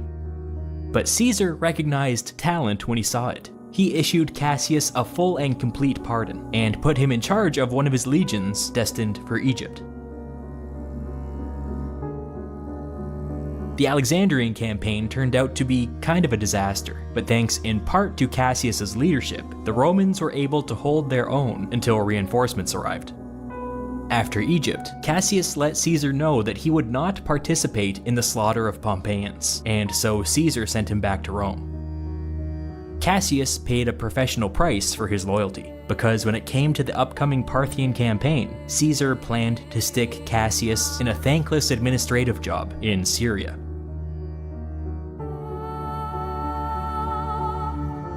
We've talked about Marcus Brutus before. There's not that much to say of his early political career beyond the fact that he aligned himself with the ultra-conservative Cato. Unlike Cassius, Brutus was not a military man. During the Civil War, he joined up with the Pompeians, but as far as we can tell, he didn't really do anything. After Pompey's defeat, he immediately surrendered to Caesar, who in turn gave him the fairly important job of governing Cisalpine Gaul, promising to fast-track him all the way up to consul in the years to come. You see, through all of this, Brutus maintained a fairly good personal relationship with Caesar. Brutus's mother Servilia had been in a romantic relationship with Caesar for about 20 years. This was not seen as unusual. Servilia was an older woman, twice widowed, plenty of children. She was free to see whoever she wished. Because of this relationship, Brutus had known Caesar for his entire adult life, if not longer. Caesar was happy to help out his mistress's son however he could. Decimus Brutus, distant cousin, had a different story to tell.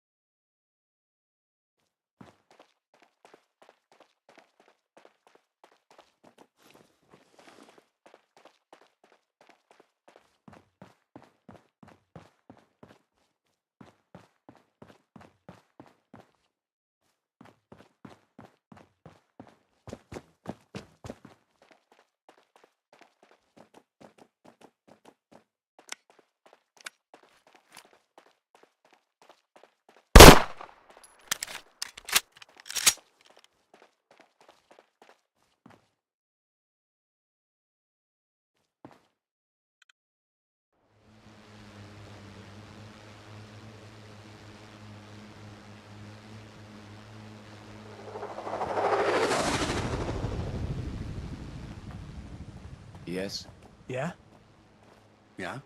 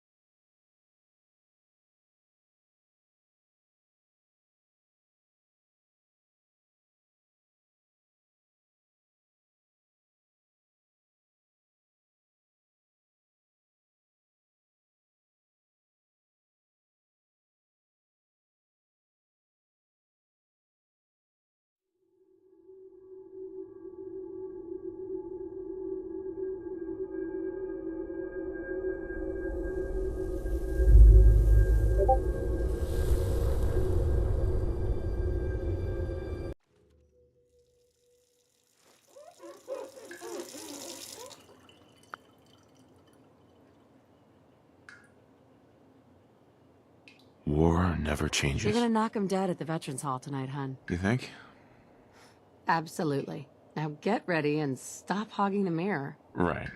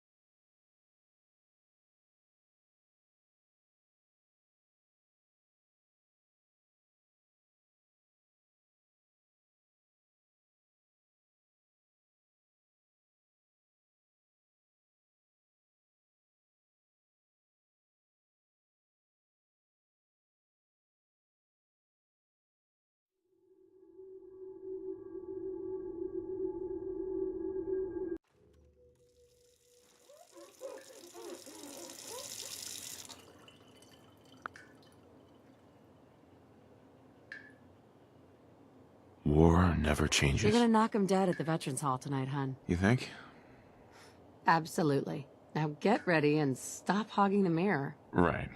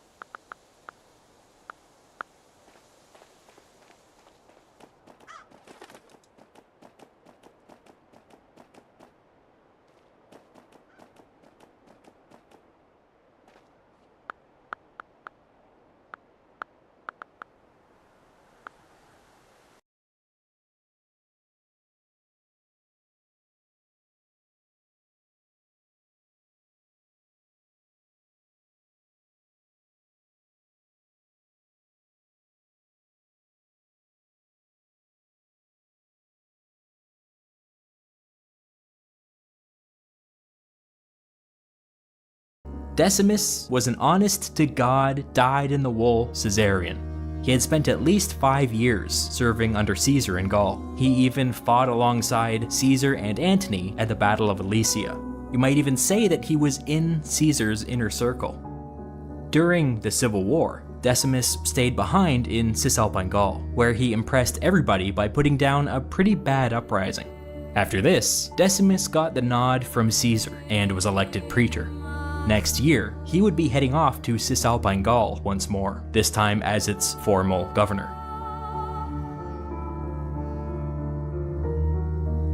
Each of these 3 men, Cassius, Brutus, and Decimus, came to believe that Caesar intended to destroy Roman politics by crowning himself king. In fact, this was already happening before their eyes. Caesar wielded most of the powers of a king already, and Roman politics were becoming more and more irrelevant by the day. In their eyes, the only way out of this mess was to remove Caesar from the equation. He had to die.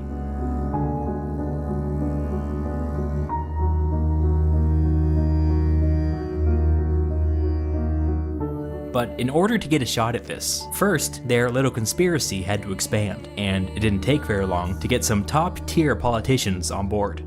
People like Gaius Trebonius, a former consul, general, and veteran of the Gallic Wars, who had recently become disillusioned with Caesar over his treatment of the Senate. People like Tillius Cimber, a praetor and former Caesarian who saw this conspiracy as his ticket to power.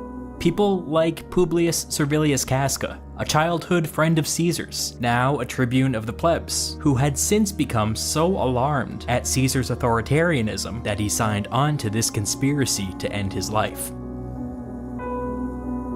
In the end, 60 senators joined the conspiracy, which you could argue is too many people, roughly 7% of the entire Senate. Way too many to keep a secret.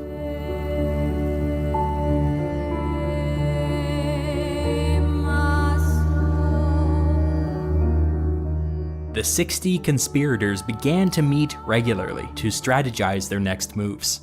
The majority argued that the logical next step was to bring Mark Antony on board. He was Caesar's consular colleague for that year. If he signed off on the assassination, perhaps that would pacify Caesar's legions. Plus, the conspirators believed that they had a lot to offer Antony. After Caesar was gone, if Antony could bridge the divide between Caesar's veterans and the conspirators, he would become one of the most powerful senators in Rome. A consensus was forming, but before any definitive action could be planned, the former consul Trebonius spoke up. He knew Antony well, as they had both served under Caesar in Gaul. He revealed to the group that just last year, he had personally approached Antony as part of another conspiracy, and that Antony had flatly turned him down. When Trebonius revealed this rejection to the old conspiracy, people got spooked, and the whole thing fell apart. Why risk tipping their hand, Trebonius argued, when they already knew Antony's answer? The conspirators were convinced. Fine, no Antony. But what about Cicero? He was one of the few remaining former consuls who predated Caesar's rise to power. He was the guy who put down the Catiline Rebellion 20 years earlier. A hero, an elder statesman. Maybe he was the one to lead them out of this mess. After some debate, the conspirators ultimately decided against inviting Cicero into the conspiracy. We don't 100% know why, but one reason may be that in an effort to influence the new regime, Cicero had been spending an unhealthy amount of time with Caesarians. Some conspirators may have feared that he had gone over to the other side. Another unusual aspect of this conspiracy, which may be pertinent here, is that it reflected a strong generational divide. For whatever reason, the conspiracy consisted almost entirely of men in their early 40s. Maybe these people just knew each other the best, or maybe they had the most to gain in a power vacuum, who knows? Cicero was well into his 60s, and quite simply nobody in the conspiracy knew him that well. So Cicero had been fraternizing with the Caesarians, and nobody in the conspiracy could vouch for him. Fine, Cicero was out. The conspiracy would have to move ahead in its current form.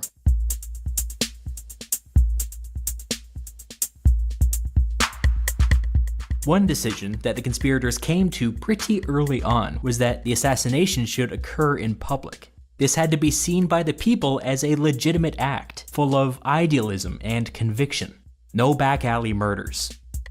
But beyond this vague statement of principle, there was very little agreement as to how they should actually proceed.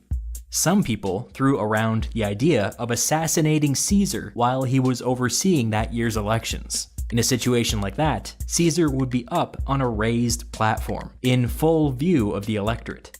That certainly met the criteria of being public, but how exactly were they supposed to pull this off? Caesar would be up in an exclusive VIP area surrounded by supporters, and even if they could pull it off, an assassination before the entire electorate had a 100% chance of causing a riot. The conspirators might not survive.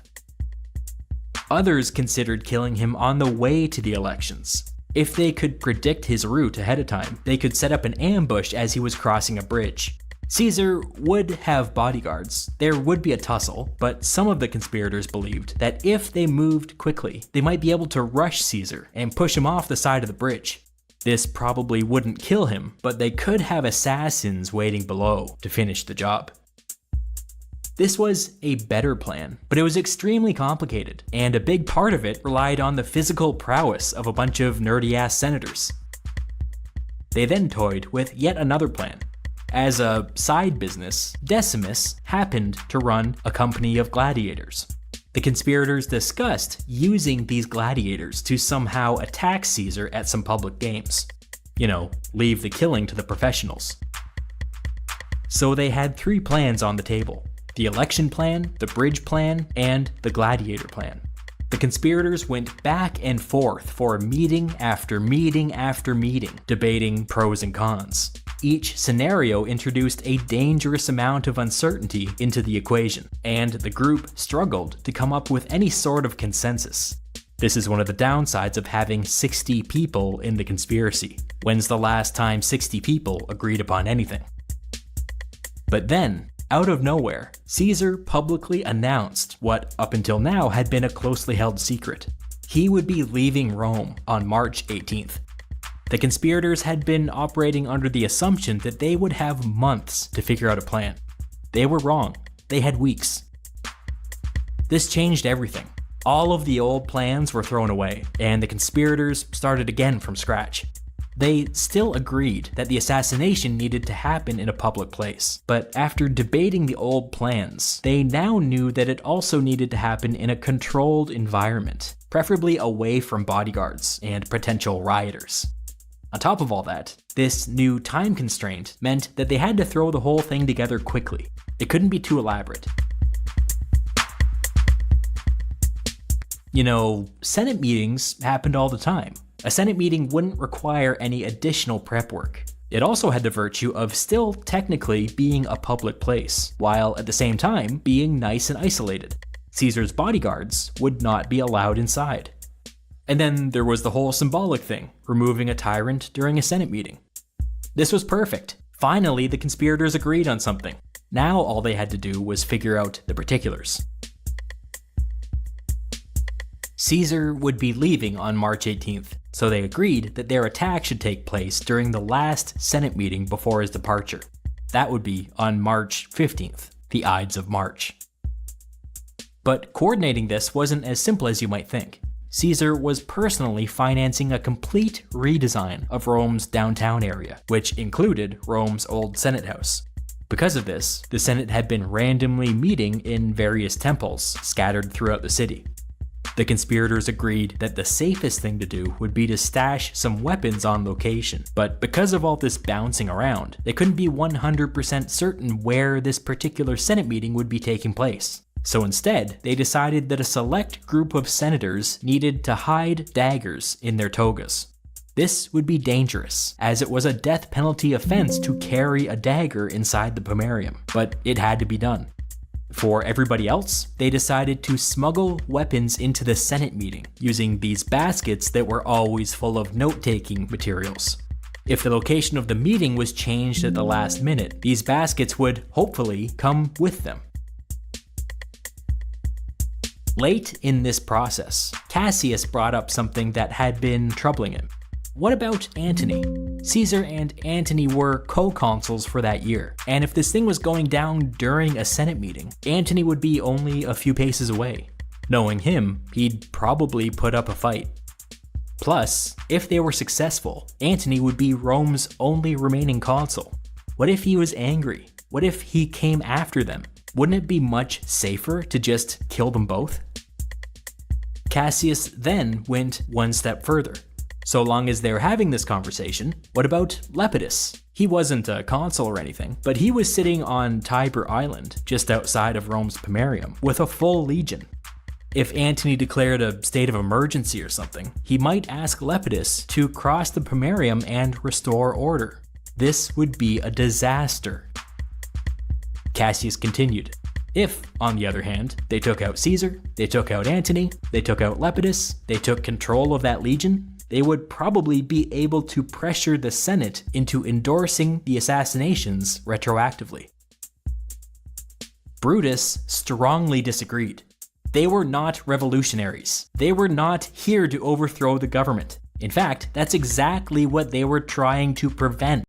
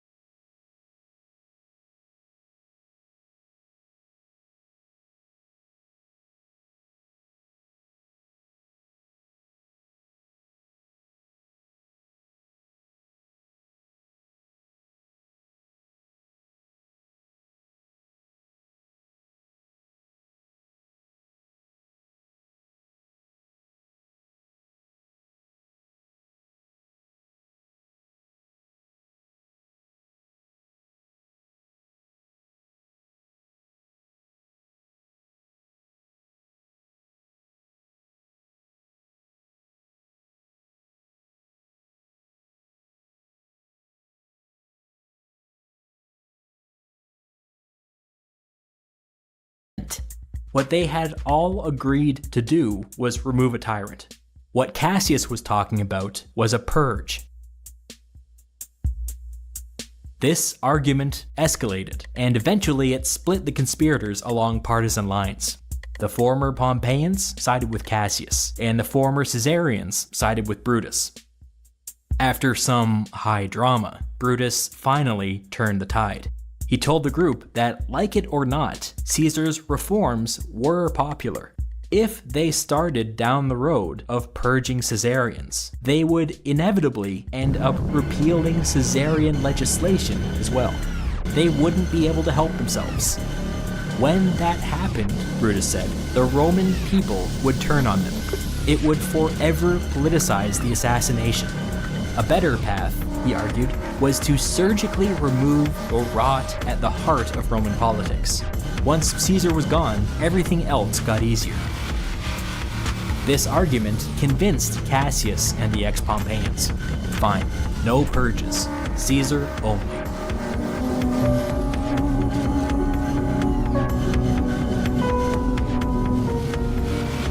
So what was Caesar doing while all of this was going on? Just going about his business, making preparations for the upcoming campaign. But he wasn't totally oblivious to the fact that something strange was going on. Around this time, the priest Spurinna, who in my opinion probably had contacts inside the conspiracy, began to warn Caesar to beware the Ides of March. Caesar was getting other clues as well, although in the moment he didn't quite know what to make of them. For instance, days before the Ides, he pulled Cassius aside for a quick meeting. When Cassius left, Caesar turned to one of his aides and said something like, "What's his problem? He looks sick." On the day before the Ides of March, Lepidus invited Caesar and Decimus to his home for dinner and drinks. As one of the original 3 conspirators, Decimus had been careful to stay on good terms with the Caesarians, and apparently this strategy was paying off, because even at this late stage, he was still in Caesar's inner circle. The 3 men ate and drank and chatted late into the night. Much of the conversation centered around the upcoming Dacian and Parthian wars. Caesar and Lepidus would be leaving in a few days, and Decimus would be leaving later in the year to go and take over as the governor of Cisalpine Gaul.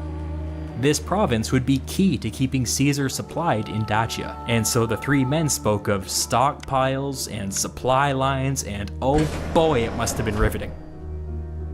As the night wore on and the drinking took its toll, the conversation turned philosophical.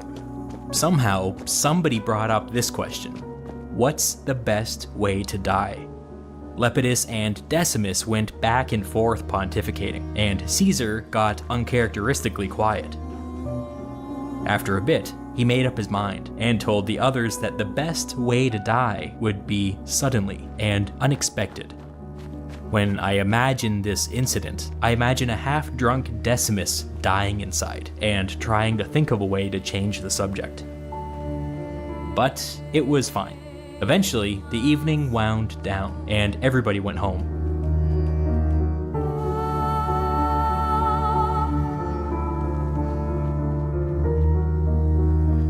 The next morning, Caesar awoke to the sound of screaming. It was still hours before dawn, and his wife Calpurnia was inconsolable. She told him that she had just experienced the most vivid dream of her life, where she witnessed the roof on their home collapse. In the last moments of the dream, the part where she was quite literally screaming, she saw herself covered in blood and holding Caesar's mangled corpse in her arms. After this, both husband and wife found it impossible to go back to sleep, so they got up and spent hours talking as they waited for dawn. The ancient sources take care to point out that Calpurnia was basically an atheist, and that she wasn't the kind of person who believed in prophetic dreams. By now, Calpurnia had definitely heard Spurinna's warnings to beware the Ides of March. Today was the Ides. Calpurnia's subconscious appeared to be playing out a version of the thing that she feared the most. When the sun came up, Caesar complained to his wife that he was feeling sluggish and dizzy. Some historians have taken this to mean that Caesar may have had a seizure in his sleep, but with the drinking the night before, how could you possibly say? That morning, Caesar was scheduled to make an appearance at some minor religious ceremony in his capacity as Rome's chief priest. This thing would have taken place literally steps from Caesar's front door, not a big time commitment. Caesar went to the ceremony and spotted Spurinna across the crowd. Caesar playfully called out to him, "The Ides of March have come." Spurinna responded mysteriously, "Yes, the Ides have come, but they have not yet gone." When Caesar returned home, he complained to Calpurnia that he still wasn't feeling well. The two talked it over for a bit, and they eventually decided that since Caesar would be leaving on campaign in a few days, he should rest and recover while possible. The Senate was scheduled to meet that day, so Caesar sent word to Antony to go ahead and cancel the meeting on account of him being sick. Caesar had just unknowingly upended the conspiracy.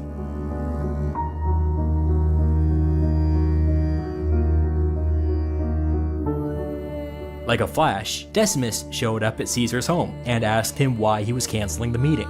Caesar told him about Calpurnia's dream, and about how neither one of them had really gotten any sleep. Decimus laughed in Caesar's face, calling the whole thing superstitious nonsense. He then played up the misogyny angle, and said that if it got out that he was canceling Senate meetings on account of his wife's bad dreams, a lot of senators would take it as a deliberate insult. After a pause, Decimus was like, "I'm not supposed to tell you this," and then revealed that certain senators had been working behind the scenes on a bill that would allow Caesar to use the title of king so long as he was outside Italy. Decimus continued, saying that the bill was not universally supported, and so if Caesar insulted the Senate now, it might never see the light of day. This was a bold-faced lie. The bill did not exist. Decimus made it all up. But the lie flattered Caesar's ego, and so it was super effective. He agreed to go to the Senate meeting. Decimus's quick thinking had just saved the conspiracy.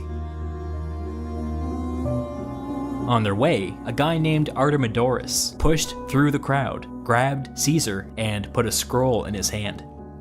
He told him, "Caesar, read this quickly, and read it alone. It concerns you, personally."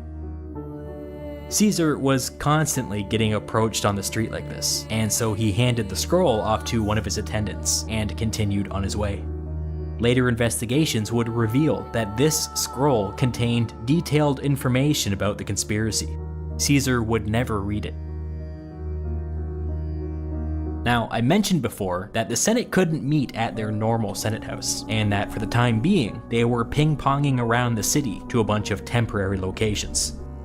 As dumb luck would have it, today's Senate meeting would be happening in a place called the Theater of Pompey, outside of Rome's Pomerium. The Theater of Pompey was actually an entire complex of buildings that had been financed and built by Pompey at the height of his power. It included a theater, an arena, a temple, a place for shopping, all sorts of amenities, super fancy. Early in the day, the Senate meeting would be taking place in the temple, and later in the day there would be some kind of gladiator thing in the arena next door. Wait a second. Gladiators. Decimus had gladiators. Apparently when Decimus learned the location of the Senate meeting, he tried to get his gladiators signed up for the games next door. For whatever reason, they were rejected, so instead, their plan was to just loiter outside the arena as if they belonged there, with their weapons, in broad daylight. Not exactly subtle. In case anybody asked, they had an elaborate cover story prepared about how they were waiting to see if another gladiator showed up so that they could arrest him for violating a contract. Anyways, Caesar and Decimus were extremely late to the Senate meeting, so most of the senators were just hanging around outside the temple, making small talk.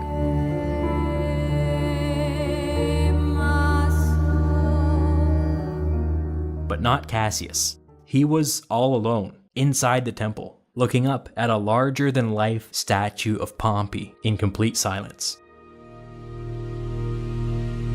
After Pompey's death, Cassius had been one of the few who proved his loyalty by refusing to take up arms against his fellow Pompeians.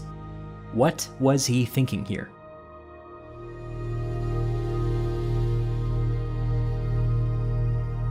Commotion outside indicated that Caesar was approaching, so Cassius snapped out of it and went outside to greet him. Looking around, Cassius would have been able to see a lot of his fellow conspirators in the crowd. Cassius hadn't seen Decimus for several hours, so he pulled up beside him and Casca, another conspirator, just to make sure everything was alright. A mob of senators each wanted a private word with Caesar, so they would have to wait a while before they could head inside.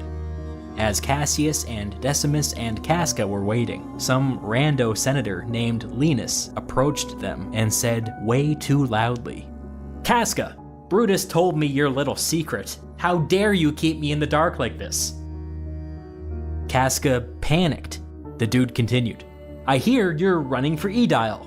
When did this happen?"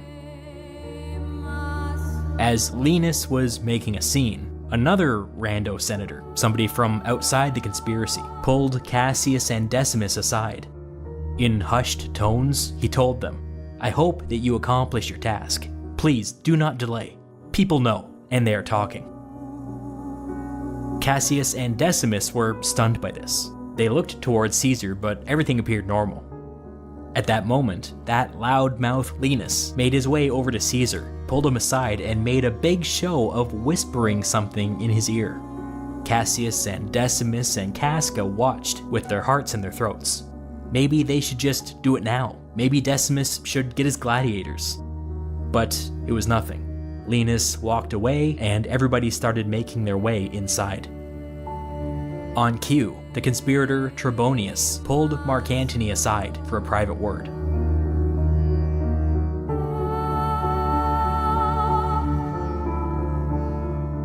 Caesar entered the temple and took a seat in his special golden chair/throne. As this was a Senate meeting, his bodyguards remained outside. Under normal circumstances, Antony would be sitting only a few paces away, but for the moment he was still outside with Trebonius. This particular Senate meeting was pretty poorly attended. Of the 900 or so potential attendees, only 200 to 300 actually showed up. Of this 200 to 300, 60 were in the conspiracy. That's what, 20 to 30%? Massive. It's no wonder that people were talking. A signal was given, and a bunch of conspirators rose to their feet and moved toward Caesar. Tillius Cimber loudly asked Caesar to consider pardoning his brother, an ex-Pompeian who had fled after the Civil War. As Cimber made his appeal, the rest of the conspirators slowly fanned out and formed a perimeter. Still seated, Caesar answered Cimber, saying that his brother had shown no contrition or remorse whatsoever, and so no, he wouldn't be pardoning him anytime soon. By the time Caesar was done speaking, Casca was standing directly behind him.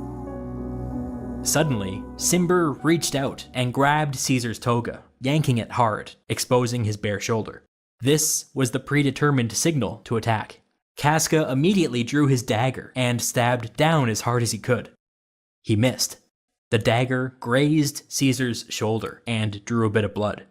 Caesar grappled with Casca, shouting, "Casca, what are you doing?" Another version has Caesar shouting, "This is violence!"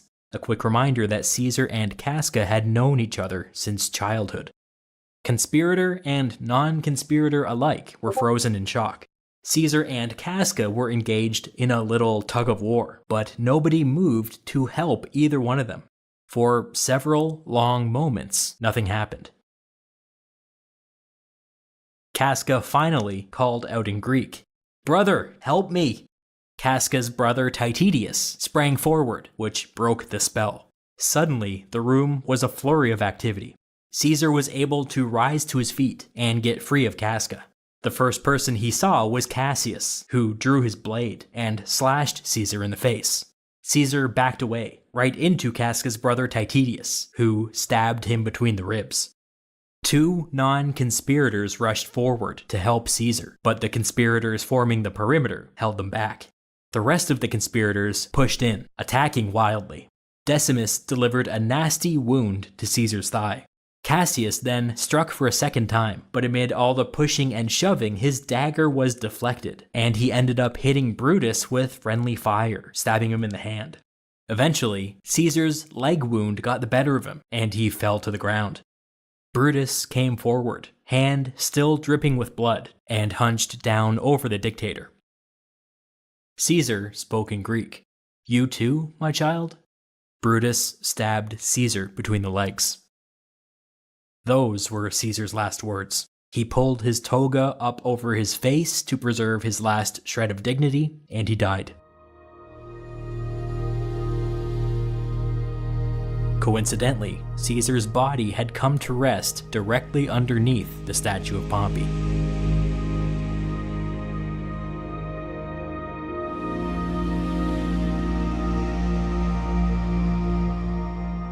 Now that the deed was done, many of the conspirators suddenly found their courage and took turns stabbing Caesar's corpse. they would be part of the assassination, if only symbolically. Even with this bit of post-mortem stabbing, Caesar only sustained a total of 23 wounds. That means that the vast majority of the conspirators just stood around and watched the assassination.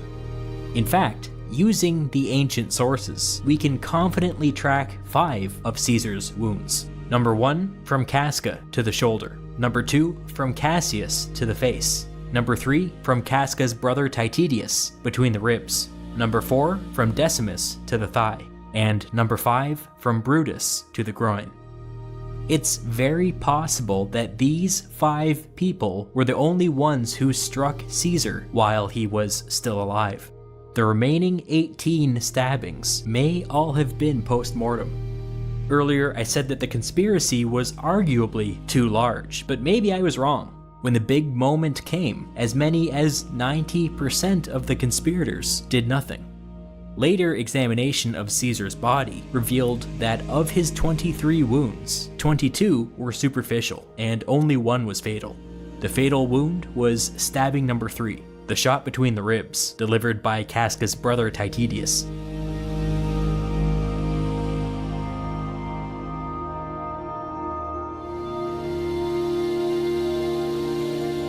The assassination was over in like a minute. Many senators never even got a chance to leave their seats. Silence filled the room. Marcus Brutus, his hands covered in blood, both Caesar's and his own, was the first to move. He approached the seated senators, pointed to one senator in particular, and shouted, "Congratulations, Cicero! You've regained your liberty."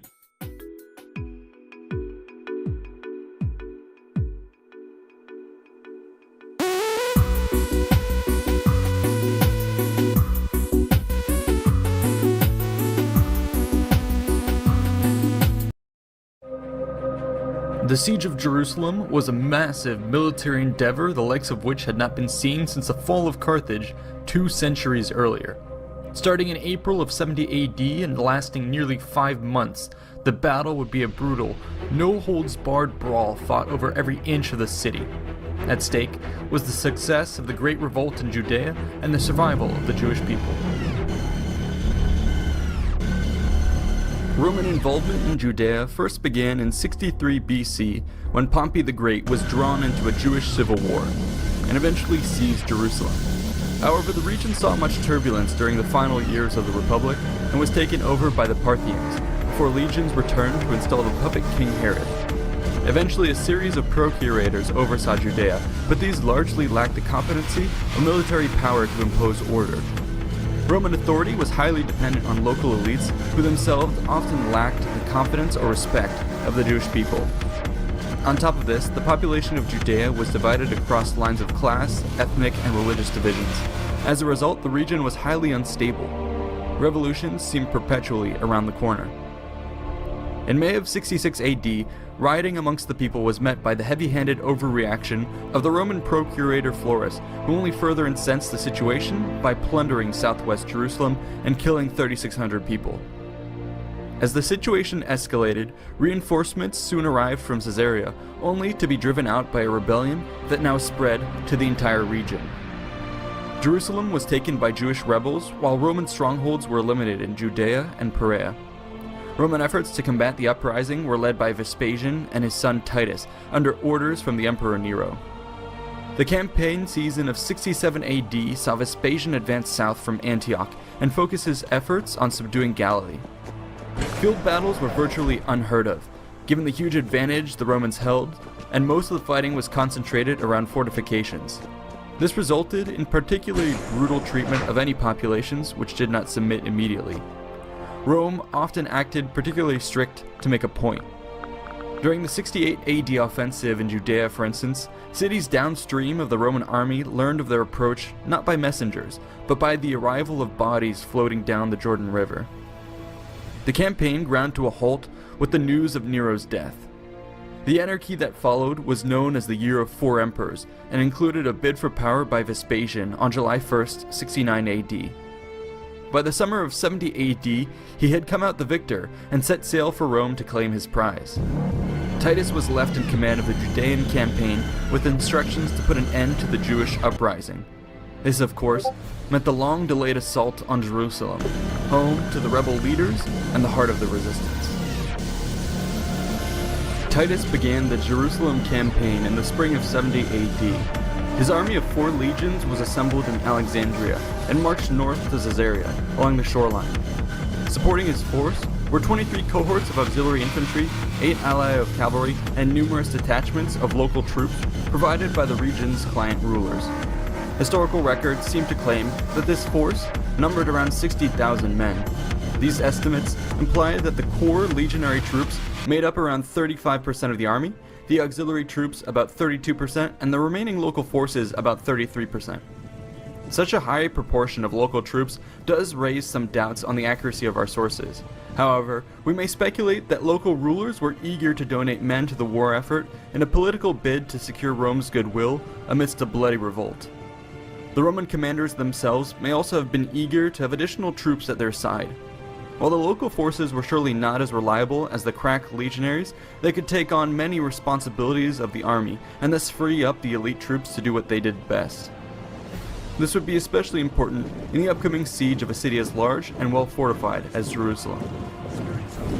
The Roman forces approached Jerusalem in separate marching columns due to the security and supply constraints of the Judean hill country. Titus led both the 12th and 15th legions by the most direct road, while the 5th Macedonica approached via Emmaus, and the 10th Fretensis approached via Jericho. On April 23rd, the lead units of the 12th and 15th legions arrived on the hills to the north of the city. That night, the 5th Macedonica arrived, and by morning, the rest of the army entered the battlefield. Before them lay the great city with gleaming temples and stout battlements. The city of Jerusalem is surrounded on 3 sides by steep ravines. To the east lies the Kidron Valley, to the west the Gihon Valley, and sweeping around the south is the Hinnom Valley. A series of hills surround the area, including the famed Mount of Olives to the east. Ancient Jerusalem itself was built atop several key topographic features. The city incorporated 2 spurs of land with the Tyropaean Valley in between.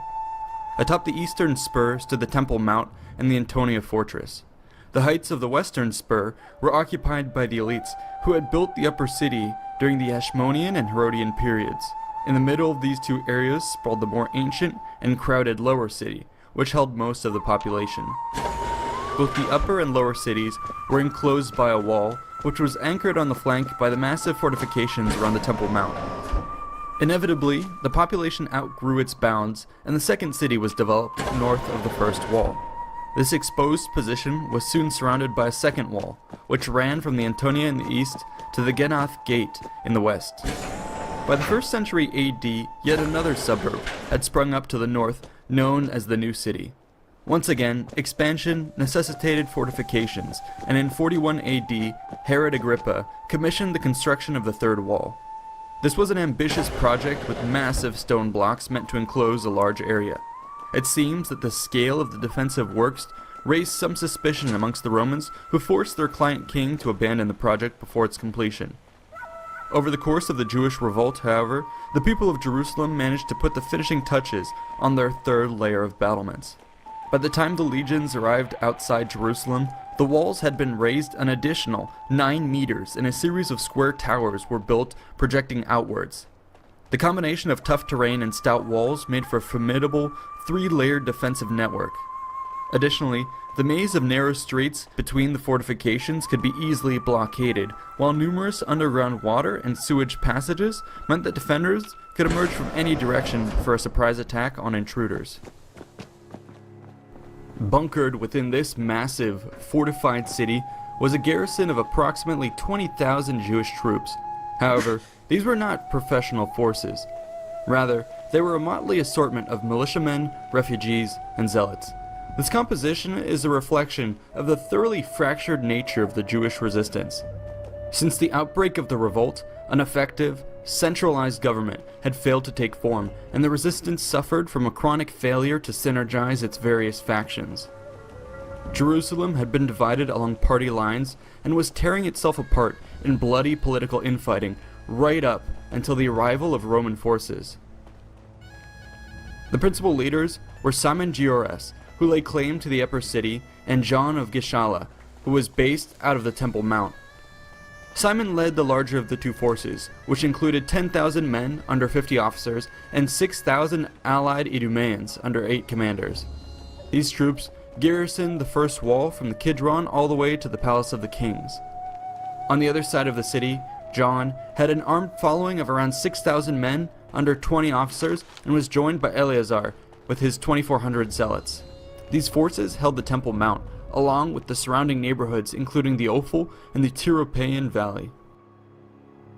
Traditional Jewish fighters were lightly armed and armored. They fought at range with slings, bows, and javelins, before closing in with spears, swords, and clubs. While agile and determined, they often stood no chance in a straight-up engagement against Roman forces, especially heavy cavalry. However, the Jews in Jerusalem were much better prepared than was typical. They had been amassing equipment from Jewish workshops, Herodian armories, arms dealers, deserters, and defeat.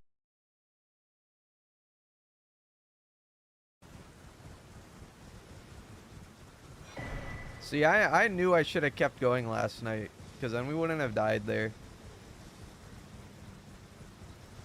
Because it's never the first attempt of the day, like, genuinely. Conservative. Fuck very shit outside. conservative. It's great. Yeah. Oh, they're allowed to have guns? They're a bunch in of there? country hicks. Alberta? That's pretty wild. I didn't Yeah, know they were allowed It's to great. have guns in Canada. I like it. It's not Bro, a real place. the most Canadian picture of all time was taken in, I think this is Alberta, right? Bret fucking Hart. Look at that shit, bro. Yeah. How would you not want to go there? That's what Trump needs to make this the Canadian currency right here. Like that right there is your $100 bill in Canada. The Canadian currency. Right there. That is the crazy. most Canada fucking picture ever. Yeah. That's badass. But yeah, hail Bret Hart. There we go. So I'm pretty sure that's Calgary, Alberta, if I'm not mistaken, because that's where he's from. And Bret Hart is the definitive Canadian. That's true. You guys bother Jeremy about doing like Toronto or Alberta meetup? I think he could, because he could drive in. Hell yeah. So it would be pretty cool. Yep. Rich the Plug with a $100. 100. Today is the last day of my 20s. Here's $100. Happy birthday, Rich. Happy birthday. Look at that. Hell yeah. Happy birthday, brother. Thank you for Enjoy the your $100. Thank you. Biker Angelo with a 14-month savvy. Just call your husband your gay roommate who's slightly grazed by the spectrum. Thank you for the 14 months. John Ambler with a 5. What'd she say? No. No. Sounded like Krista. It did.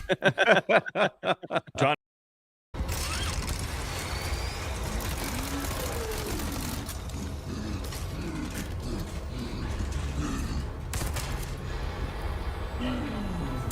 Does he have a helmet on?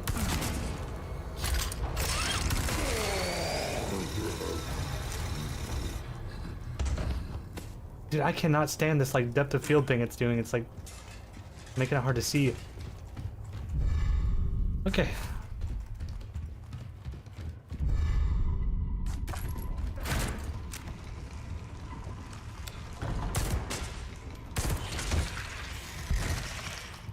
Who else? This dude in here. Look at him waiting by the door. I'm gonna shoot him right in the freaking spine, dude. I'm gonna paralyze his ass.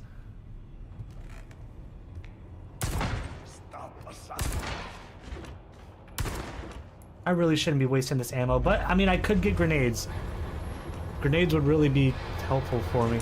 Jerk status, feeling blessed. That's all we ask, Lord. Oh, dude, dang it, I didn't realize it was a shield guy for some reason.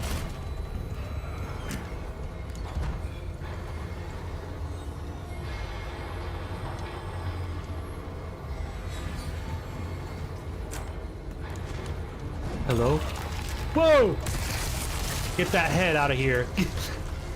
Get that head out of here. Alright, I think this guy's gonna be able to slap me through the... Click, click, click. That's not good. Oh wait, my TMP. Boom. That shot, did you see that? You like that? Yeah, not to toot my own freaking horn, but I told you I'm good at video games. If I'm not having to like constantly look over and see chat and like get distracted, I can game. This is the blessed run. I think God is really on our side here. Oh man, that looked like it hurt.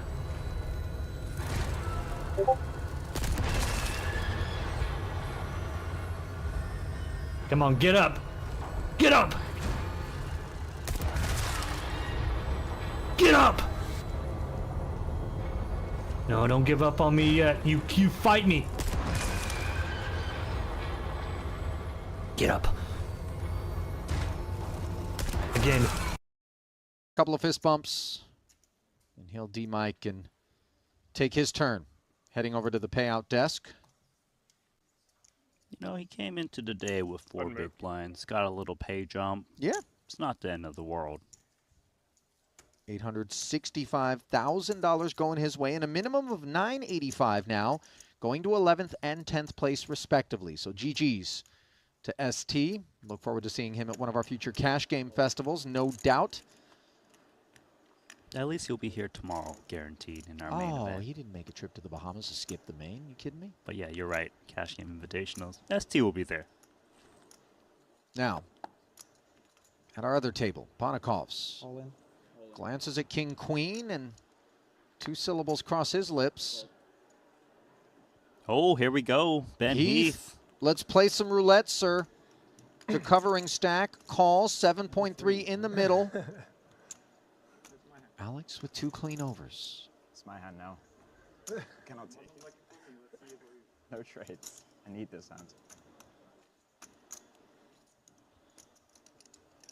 7.3 million in the middle. Here we go.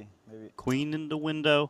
No 10 behind it, so into the lead hops Ponikovs. Not sure I'm allowed another one after the jack. Stays there on the turn. Heath pointing out he's already binked. Showering Einhorn with the jacks full.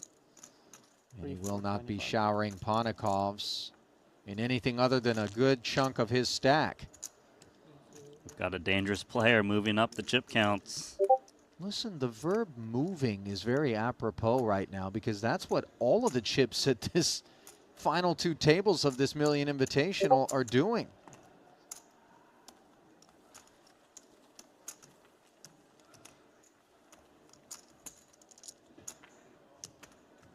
There is motion all over the place.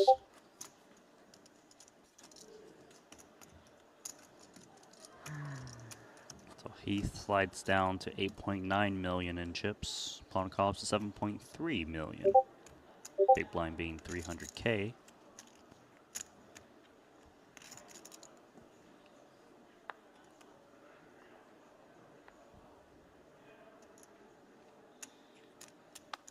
Unlu out.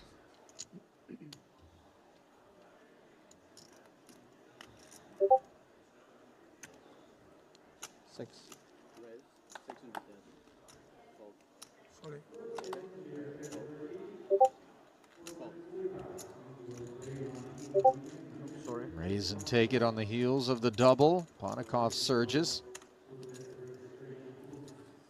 Alex, by the way, just a fixture when it comes to Tritons. 12 million plus in career earnings, 19 cashes.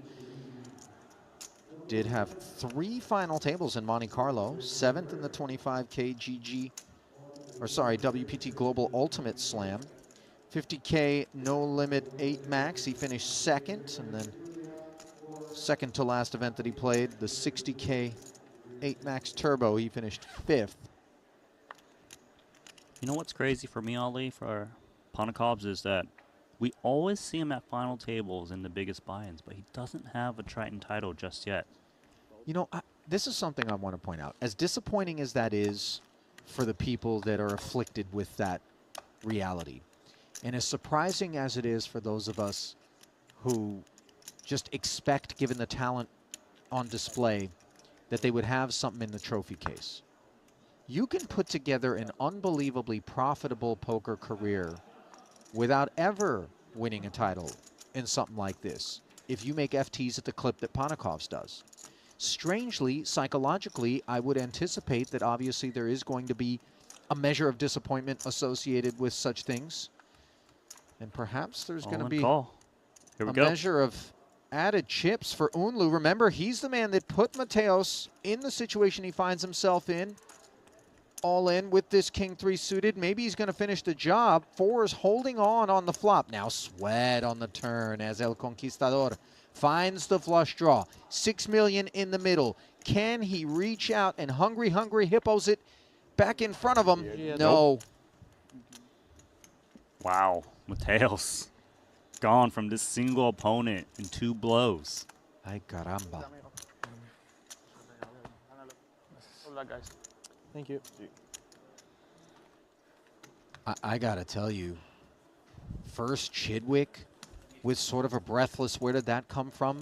And then Mateos, he's got stuff in the trophy case, but he's not gonna be adding to it here today. And Yeah. Unlu, humble about things, said run good. It's allowed, if not needed. He'll take it. 18 million now in front of Sinan. Don't think he expected this to happen so early. Listen, expect the unexpected. Maybe that's the theme. You just went from 10 left to 11 left? Well, it goes back and forth. Oh. They're not sure yet. Schrodinger's bust out? Schrodinger.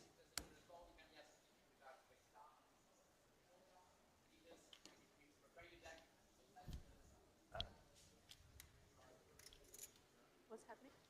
Someone busted. There's 10 left, and we're hand for hand, I guess. Oh, I see. Oh, that So makes we're sense. 10-handed. Because it's like he 5 and busted, 5. but then they're like, Oh, what? Mateos busted. And then they like put him back, but then they're like, no, he did. Really got him They're again. like, Should we put out a 6th card?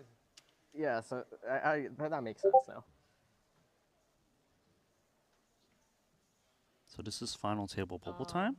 It is indeed. 10 left. 9 will make the FT on the day. We have lost Chidwick, Einhorn, ST Wang, and most recently, Adrian Mateos in that order.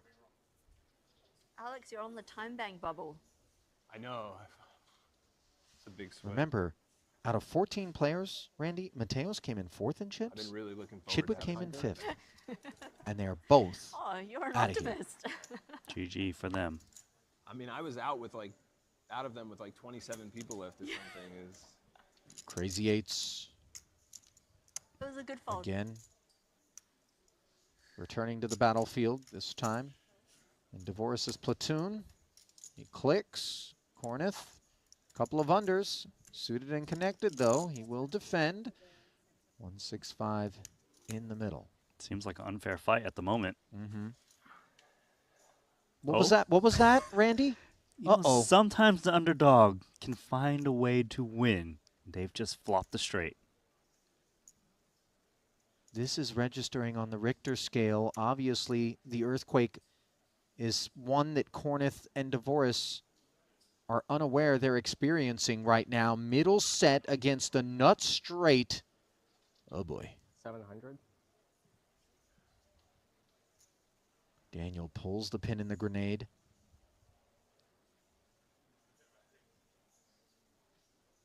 Yeah, but Corneth he's got a better weapon than a grenade. He can really just push more chips in there. The fact that Dvoris is betting on this flop tends to mean that he's got a little something, but he's got so much hand, he's just going to call here. I mean, there's no rush. Wow, the 5 on the turn. Dvoris fills up, and Corneth is going to be dispatched as well, Randy. There's no way Corneth doesn't lose all his chips here. It's just the end. I mean, there's 3 million in the middle. They play 3.7 effective, north of 1 SPR. Does Divorce deploy across 2 streets? There is a chance he just checks this one back, given how strong his hand is. He could bet very small to try to keep some hands in there, but I love this check. Well, he's going to go across 1 street, but that street is going to be the river.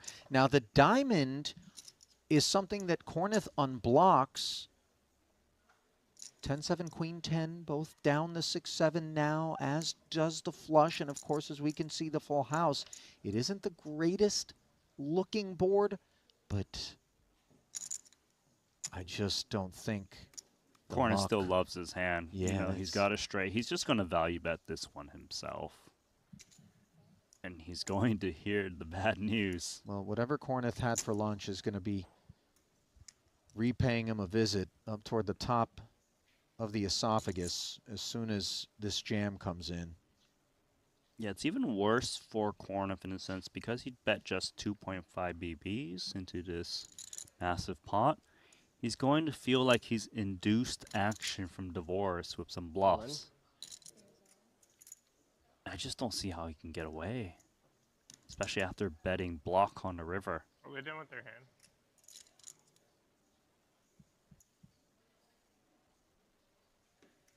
Yeah. He flicks it in, and he gets shown the nightmare. Unlucky. Jeez. Wow. That is very sick. Bye-bye, Corneth. Eight's very lucky. Felted. Confirmed. What? SJ, you were right. Yeah, but 9s, I'm still good. It was really nice. Hey, you too. Yeah, Enjoyed it. next time. Yep. Do we have a break? First Triton event for Corneth. Huge cash. You got to be happy with that, right? I got to tell you, Randy, not since I was watching Black Hawk Down and Mogadishu was up in smoke have I seen this sort of keep it the whole unbridled day. violence here early. That's brutal. Yeah. That went quick. I'm surprised. We're already at the final table. You're silenced. It's You all not right? just that we're at the final table, Randy. It's the 3 players in particular who were dispatched with plenty of chips to bring us there. I'm looking at Mateos, Chidwick, and for that matter, Corneth. Gone. Hasta la vista. There will be no trip to the final table for them, but there will be for our final 9, who will be amalgamated into one single FT here on day 3 of the Million Invitational. My goodness. What just happened?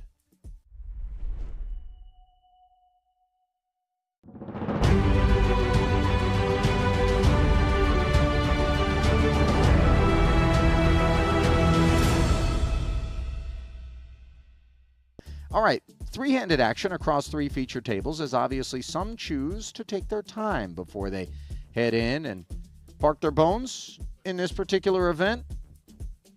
Lines of 500 and 1,000, everybody starting with $250,000 in chips.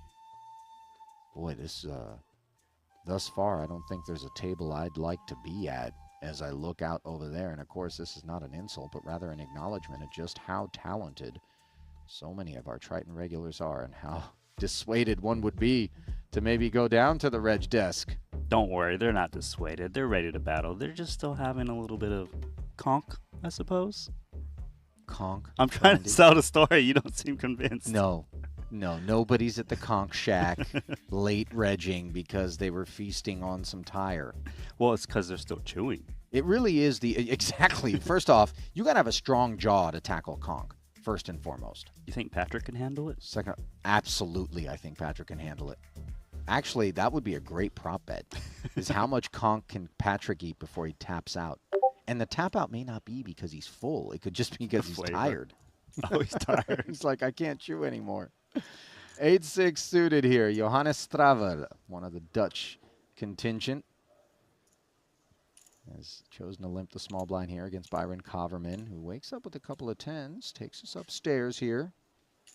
You know, these are 2 new faces that didn't play the Invitational. I'm sure they were itching to get in. Mm-hmm. But now opportunity in this main event as we go to a flop. And that flop is Jack 7-3. Big air ball for Johannes. 1 overcard to the 10s. It's got position, looking to seek a little value. Sure. 3,000. Unlikely to get action.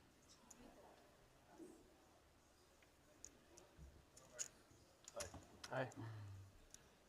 3K and take it. Who are we getting? Saying Sounded hello like to someone. Chidwick. Oh. No. No, that does not look like Chidwick. It sounded, not looked like. Already some 3-bet action over on the red table. Yeah. Pardo, pocket jacks, 3-betting Greenwood's open.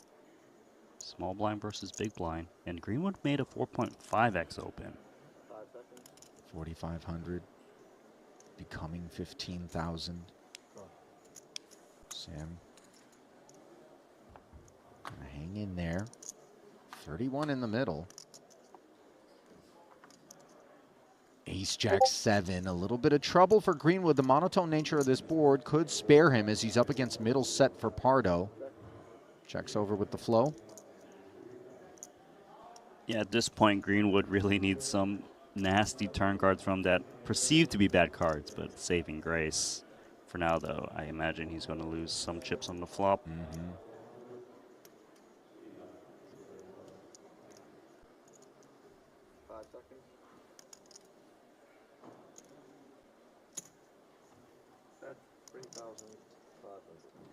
Looks small. 3,500 is indeed on the bashful side. Yeah, north of 10%. Great news for Greenwood. Perhaps he will lose a lot less.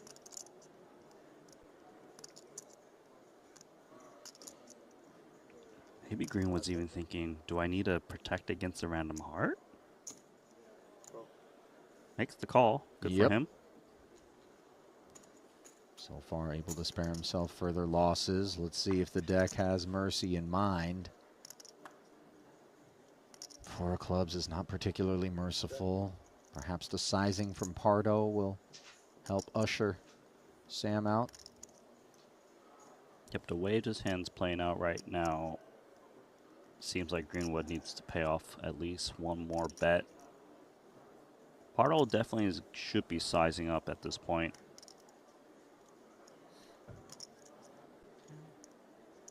Especially unblocking the ace, which is the hand that can pay you off.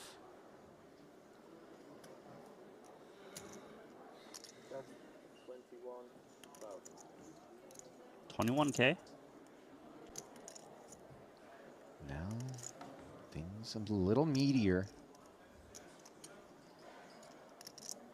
Yeah, there really is nowhere to go but call at this point in the hand. It was a Thank you. Appreciate very it. small bet on the flop. 1 street to go. Could still have the best hand. Could be up against a semi-bluff. Just put it over there. Broadways with a big heart. Worst ace is possible.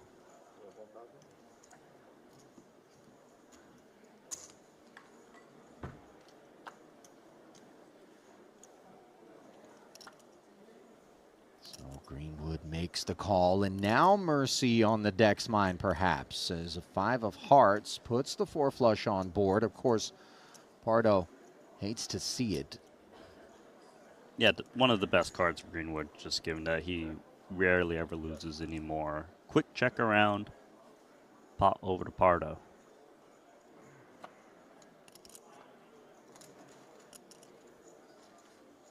So a shutdown, predictably perhaps, as Greenwood no appetite to being turn his split hand this into a way? bluff. Same story for Pardo. Why are we being split this way? Yeah, we're 400, 300. Why don't we have more full tables? What is the logic behind it?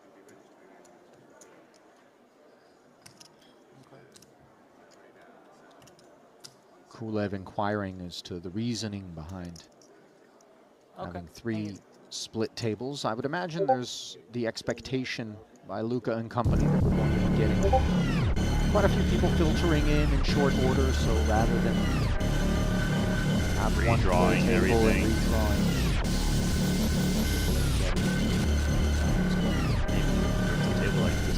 kind of rough. Wouldn't mind a couple more Yeah, people sure, there. sure. Some shelter. We know Kulev's not afraid. No, it doesn't hurt to have someone that's a little bit less relentless at the table. There's Alex.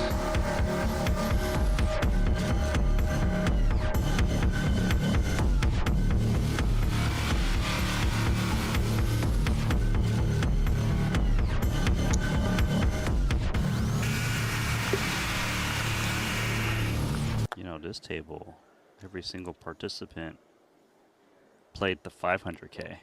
So they're all looking for redemption. Yeah, I mean, you know, these are monsters. Over the bed, as opposed to under it. 10-5 suited. Limps the small. Kulev allows it. And how about this flop for Pardo? Top pair and the flush draw versus a gutter. I would call this a monster. Mm-hmm.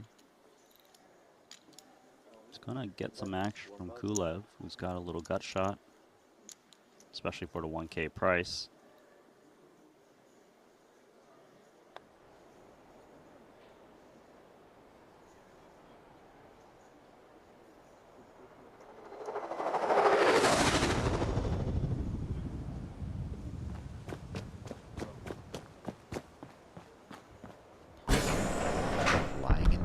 Simply check calling, and oh my goodness, where did this card come from?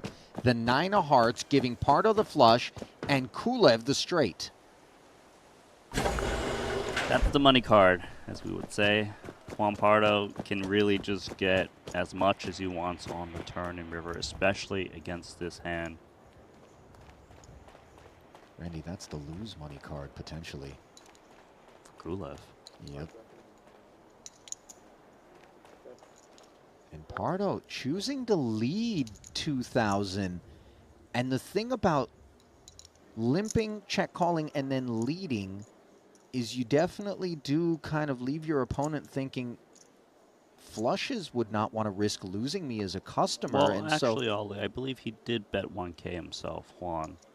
that's what I'm talking about. Oh, right. Pardo leading out leaves Kulev thinking to himself, could this guy really have a flush? Would he ever risk losing me as a customer? Possible. I mean, of course, we can see he does have it. That's a good card for Kulev. Very good card, as Alex manages not to take bait on the turn, flatting, maybe thinking that he's doing some trapping, maybe wanting to see whether or not the river has any problems in store. And as we can see, the problems started on the turn, not here, but with 4 hearts on board, Kulev does not rate to lose chips. Yeah, Kulev's hand is strong enough where if it does get checked over to him, he wouldn't need to turn into a bluff. Pardo's still going for value. There's a chance, though, Kulev still pays this one off. Well, especially if it's 1K. Just 1K bet and called, and Kulev quietly folds the straight. Kind of a block bet there from Pardo. I think it was a block and deuce, a little bit of both. Yeah, although, you know, you don't really want to see the raise as any jack, queen of hearts. But that's why he made it so small, where Right. if he does raise me, it's kind of like not that big. Yeah, you don't expect some massive raise to come in. Yeah.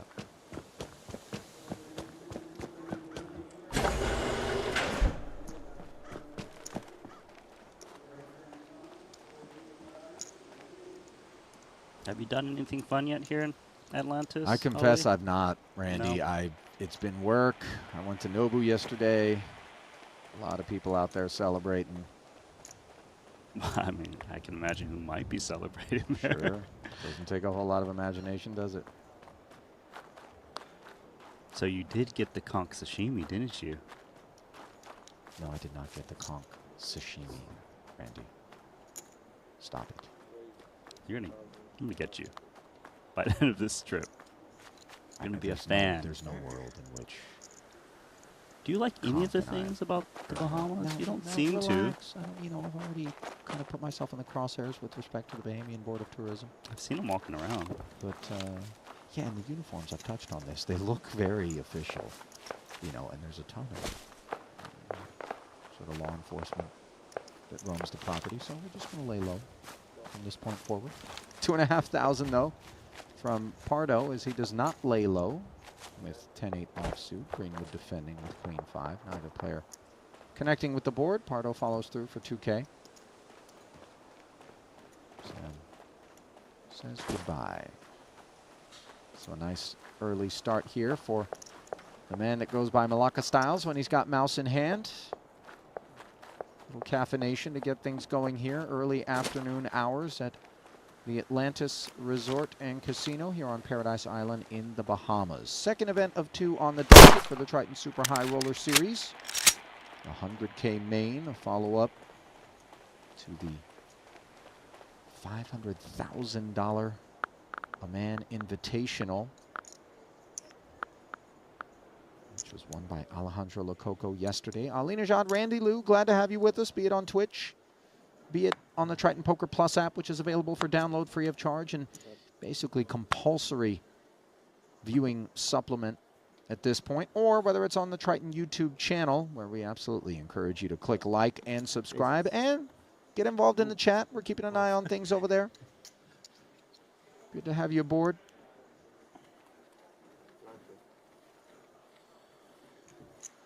We actually reached, I'm told, 35,000 viewers at one point yesterday. Nice. Randy, I mean, that's debt of gratitude owed to the community and everybody who shows so much enthusiasm for what it is that we work hard to put together here for you. And by we, I'm not just referring to those of us who work the booth, but obviously the countless number of people on the Triton staff and our producers at Sharehand who really were behind the 8 ball in this one, as the equipment required to assemble the stage was caught up in transit, shipped over from Europe, and then somewhere at sea for it was a lost. while. Yeah, it was a stage in a bottle.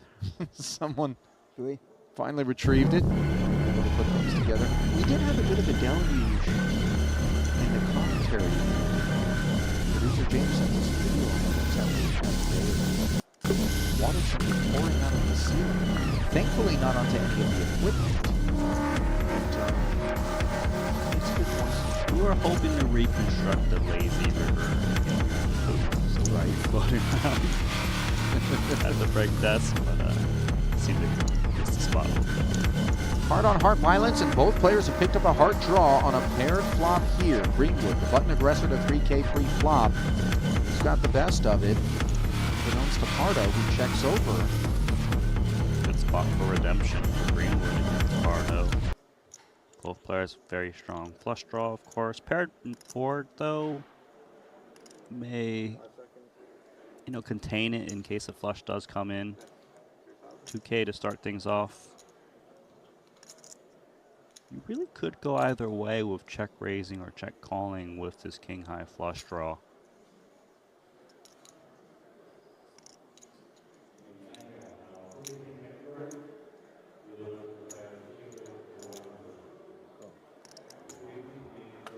$2K ahead. Brings the pot to 11-5. The turn is an 8. Doesn't change a thing. But it is not the greatest card to multi-barrel on, because straight draws that check call the flop either paired up or have a straight at this point. So Greenwood is less likely to multi-barrel the turn, especially with the ace of hearts, where he blocks some of the ace high check call, check fold range.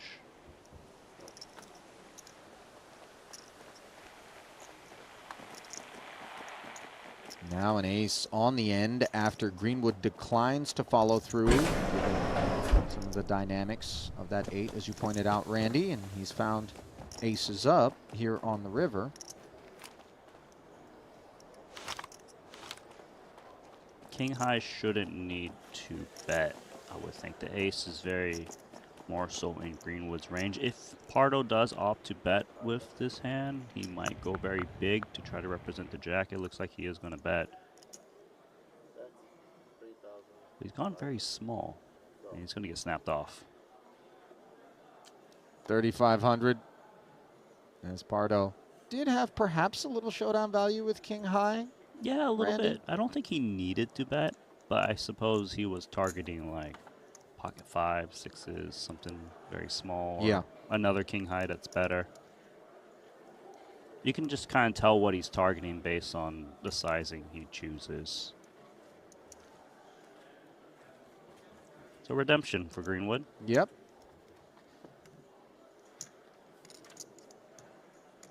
Taking a look at Greenwood's Triton resume, the Canadian with over 14 million in career Triton earnings.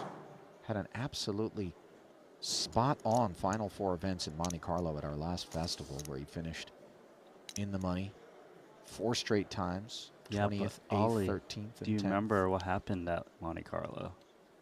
Gambledore got Greenwood for that massive Came to pot visit and they in kicked him that. off? You know, Randy, 150K. Greenwood's kind of trying to forget about that. and I don't know if he watches back, you know, the streams or if it's on mute or whatever, but what you've done now is you've opened up what was, I would imagine, a scabbed up wound, and now, you know. And I sliced it back open. Yeah. Yeah, little remember that salt, Greenwood? little lime. Remember how you were the chip leader and you could have had all the chips? Randy, it hurts still to think about. No shame in it, by the way. Much like Lococo knifed his way through the Invitational yesterday. Gambledore, Vladimir Korzinen did the same thing. Worth going back and watching, and look at this spot here in what felt like it might have been an uneventful one. Limped blind versus blind. All of a sudden, this is kings up against a diamond draw. Pardo's going to kick it off by leading into Kulev. Even better for Kulev because his opponent is betting into him. He can raise this pot and really build it. Top and bottom is capable for going for tons of value, but he just calls here, so he must think that Pardo has just got pure air. We can see he actually has a flush draw.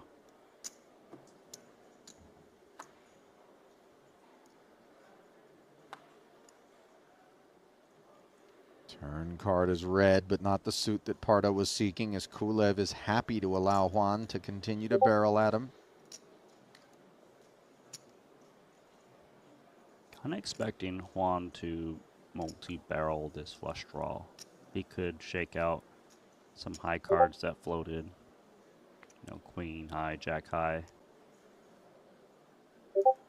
Maybe press on a 3x. 7.5 into 5K. It's an overbet. Mm-hmm. Great spot for Kulev. I wonder if he's tempted to raise, or if he feels that Pardo's range is so polarized that he doesn't want to let the bluffs get away. Right. 7,500 into 5K. This is 150%, and Kulev not going to raise, and rather hope that there's another barrel available from Pardo. But first, you need to hope another diamond doesn't come off, unless, of course, it was the 3 of diamonds. Instead, it's the 9 of spades. Pardo very much adrift now. Yeah, Pardo pairs the 9, giving him showdown value, so he's going to take a more passive line, or he'll put in a very small block bet. Regardless, though, he's going to be put in a tough spot by Kulev. Sure.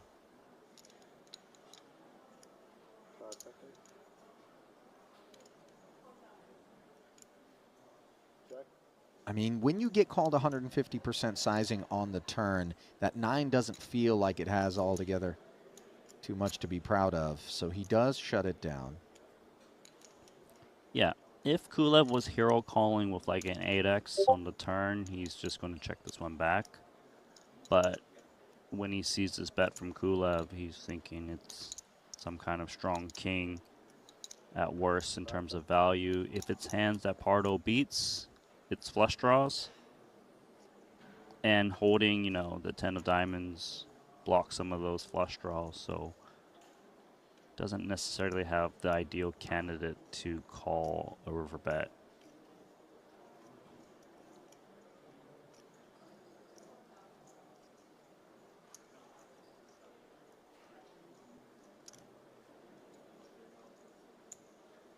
Into 20,000.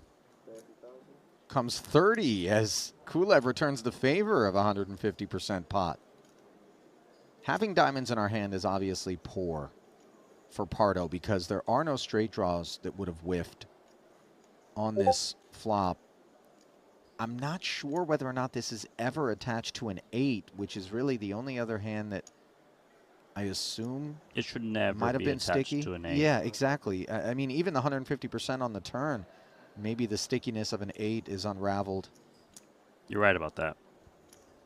Yeah, he definitely has a poor hand to hero call with. You know, I would expect that if he was ahead, he's beating like diamond combo draw, like 4 or 5 of diamonds, 5, 6 of diamonds, something like this. The thing is, too, is if Kulev had a busted draw, he doesn't necessarily need to bet 150% pot. He could bet smaller. He's going to pay this one off, and Kulev, his image is really paying off here as he wins a massive pot blind versus blind. It was limp, too. I'm shocked that Pardo was willing to call that one. Now, as you touched on, Kulev does have a spicy reputation.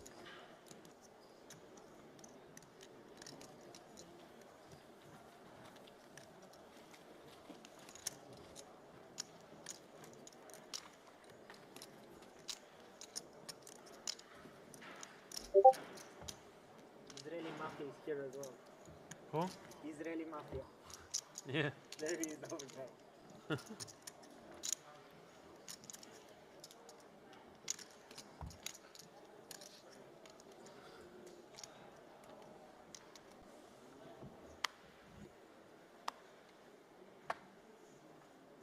2.5. Raise 2,500.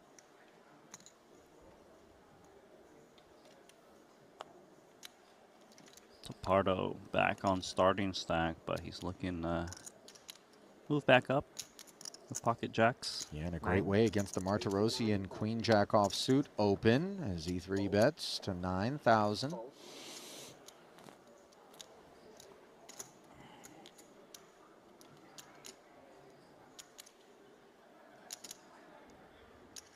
Martirosian contemplating the merits of Queen Jack off for an extra 6,500. Hops in. Here to play. We are playing 250 big blinds deep, so you can get away with calling hands like this more so. Artur, by the way, very much on form as he picked up not one but 2 titles at our last festival, his first 2 ever on the Triton Super High Roller Series after working hard for quite some time. Now here he is with 2 overs and a gut shot, working hard against the over pair. Artur checking over with north of 20,000 in the middle. Pardo contemplates. Yeah, quite nice flop for Pardo. Go over 3 straights at the moment. Half pot. Artur open. Not open it, but 2 overs in the gut shot. Would think he's usually going to check call in this spot.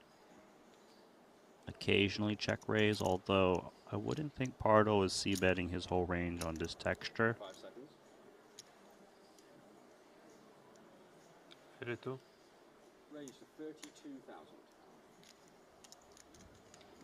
He's going hard. Check raising the 10-5 up to 32,000, and some of this is the product of the deep stacked kind of portion of the program, given that this is level 1. But it's also high VPIP and reputation that precedes for Pardo. 5 seconds. You're right about that, and actually, I think a big part of opting to check raise is the deep stack portion, because if you are playing more shallow and you get check raise, players can just jam on you if they don't have too many more big blinds, and you just, you know, fold away your equity. Right. Double gutter here now. Martirosian.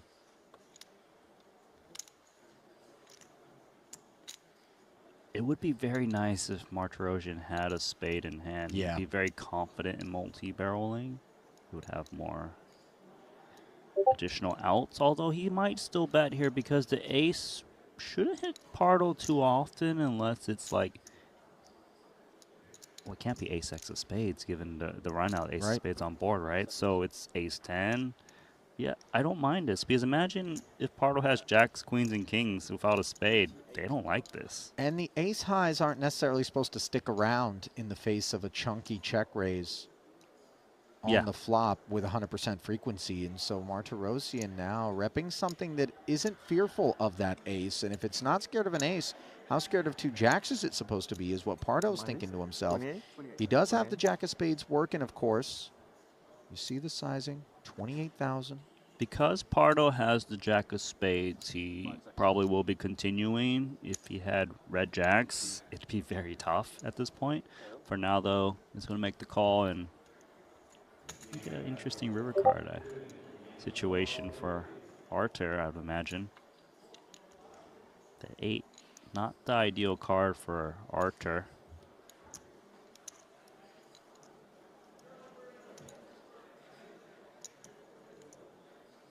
Board pairing. And of course, the fact that Pardo has called not just the flop check raise, but the turn barrel as well, leaves Martirosyan keenly aware that he is never good. Not that he suspected he was. This was just a semi-bluff gone wrong at this point, but the pot has been ballooned to 140,000, and will Martirosyan step away from it or continue to lay claim? He's going to chew, as you see the time bank redeemed. Yeah, I feel like if he had a single spade in his hand, he would always be bluffing, just because he blocks some of the hands that will be able to call him down, which are flushes. It looks like he's still going to push in the chips. This is nasty. This is why he's so tough to play against with deep stack. Yeah, so Artur's small turn bet tends to keep Juan to continue to call with hands like this. You know, jacks, queens, kings with a single spade. Maybe some king 10, queen 10 with a big spade. So these hands would have a lot of trouble calling down once again. Feels like the hands that Juan can really snap off are like, you know, 10's full, aces full, maybe ace 10 flushes, but this is insanely tough with 2 jacks. I wouldn't blame him if he just lays this one down, because he also blocks queen jack, which is a decent part of the bluffing range in jack 9. Do you think maybe like king 10, king of spades was a part of the process and now is trying to blast its way out for Martirosyan, recognizing that the call on the turn is hitched to a decent amount of, I wouldn't sticky ace-x? think Artur would play king 10 offsuit in that way. So what makes sense in terms of the hands that Pardo beats? Queen jack. The thing is, you're holding 2 jacks, you know? Yeah. Jack 9. That's what I mean. He blocks jack 9. He blocks queen jack. He blocks so many things. I mean,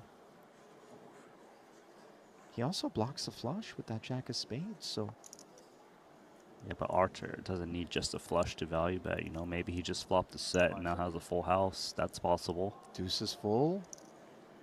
Quad 8s, pocket 10s. 10-8. I mean, if he's got queen jack off, he can have 10-8. Would he check raise flop with so much hand? I think so. 250 big blinds deep. Get value from over pairs.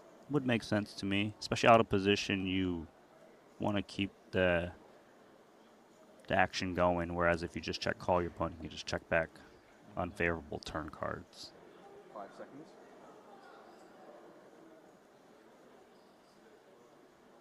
Time. Got to give credit to Pardo for thinking this long with jacks, because he is technically on the right hunch.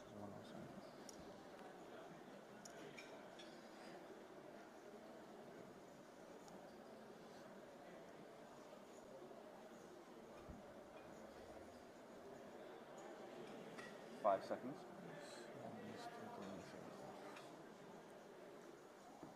Oh my God, he just called.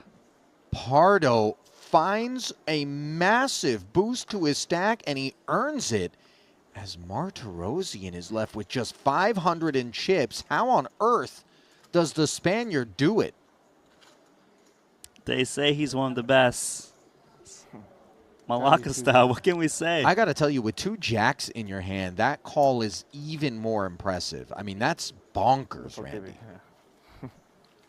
And you heard for TV the sheepish declaration there. Well, Artur, you got 500 chips We call it one big blind. It's actually one small blind. We're probably going to have to hit the registration desk again soon. Because, man, Juan Pardo, he got you. No shame in it. This is why I really love watching like the early levels of these main events. Super deep stack. It's very creative, and you can really see who's really just pouncing and going for it. So Archer's in there, Jack 3 offsuit, forced to.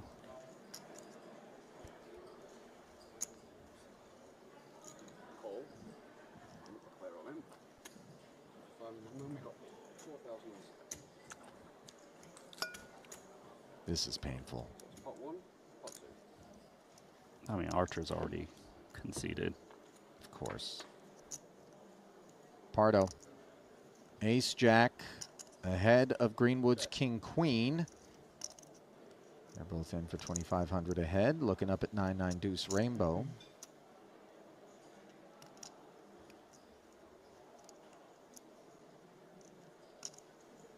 Side pot is very relevant, just given how short Archer was to start this hand, so we're fighting for, despite not even being paired for Juan and Greenwood. Against 1,500, Greenwood should be check calling this one.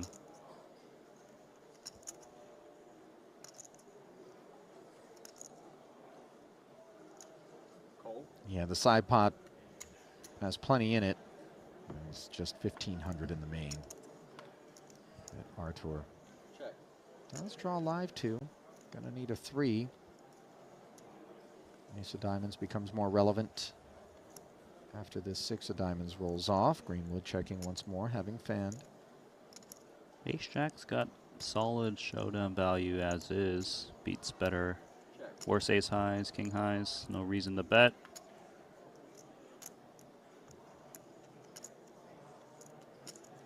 Even King Queen has a little bit of showdown value in itself. Doesn't necessarily need to turn itself into a bluff. Although it could if it wants to target ace X. But you could be up against some Queen Jack highs that gave up on the turn. So the turn and river both get checked down, and Pardo able to show ace jack high for a winner is Martirosyan. We'll have to pay a visit to the registration desk.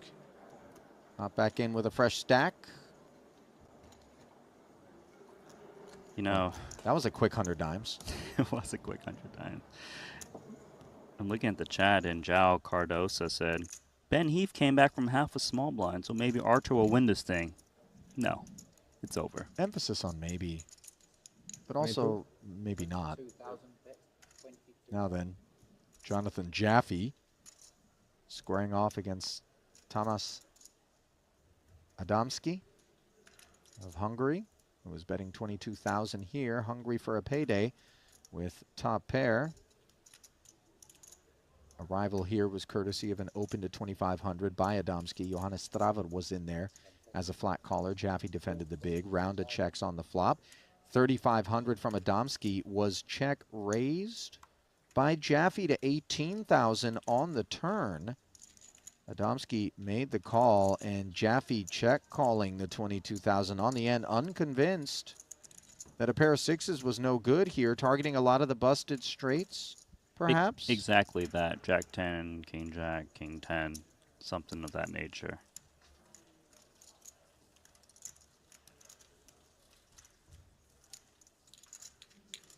This is Thomas Adamski's very first Triton he's ever played here in the 100K. Boy, they show up and they play the big stuff. I'm always amazed, just given the expectation that we have that maybe you ease your way into a stop that's full scale and has a 25 or 35K event available. Get your bearings, you know. But no, not Thomas. Put me right in, coach.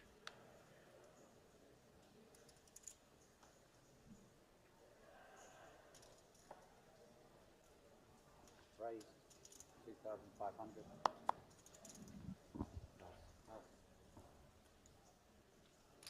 Raised to 2,500 from Coverman 6s. Upside down 6s.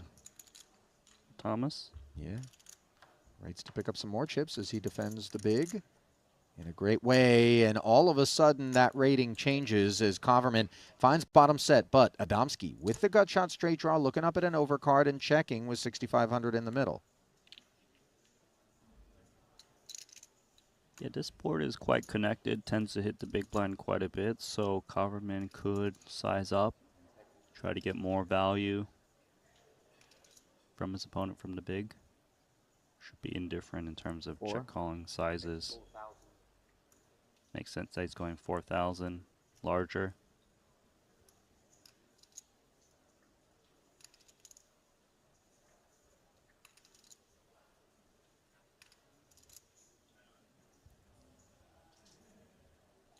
$4,000 does get called as another 8 heads into the middle. Dry turn.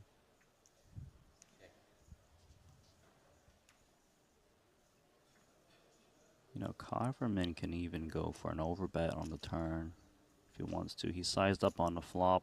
He can represent straight draws, you know, even like Queen Jack, 9x, clubs, and really just force a hand like 10x to call or a pair straight draw. So he's gone 2/3 pot. For now though, nines needs to keep his opponent honest at least one more straight. Still decent pair value and a gut shot to the straight. And Adamski agrees. All of a sudden, another 20,000 into the middle. This pot growing to 34.5. And there is a 5 on the river. Looks innocent enough. Third check. Yeah, it's clean as it gets for Coverman. The clubs don't get there. Straight draws don't connect. His main target is 10x, and you know, Adamski probably would have to pay off a large bet. See if he goes over bet at this point, or does he just go towards pot? 26. 2/3 again. Mm-hmm. Looking for some crying calls out of like the weaker 10x's.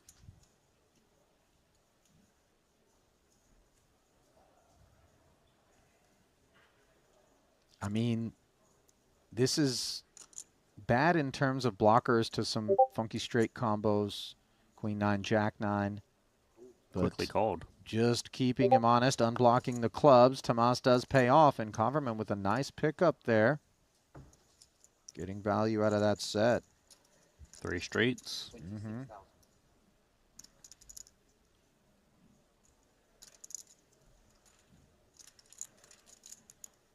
Yeah, it seems like Adamski realizes that a lot of his check call range contains a lot of non-top pair hands like 8-9, 6-7, 8-7, so it felt like he needed to defend at some frequency against 3 barrels. Unfortunately, was wrong.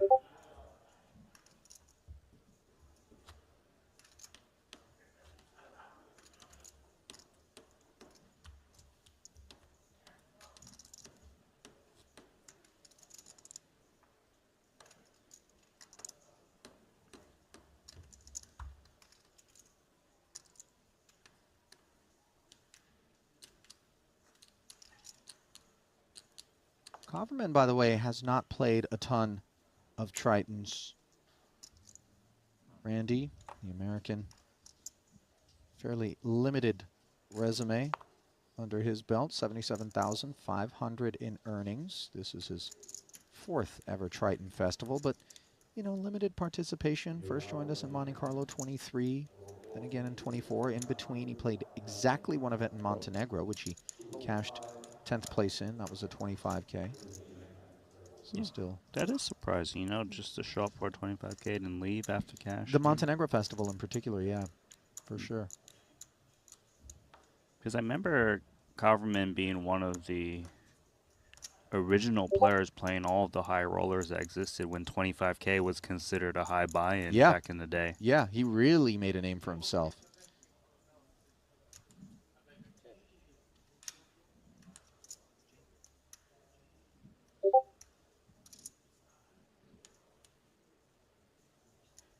Ace is up. Strava with all of this one.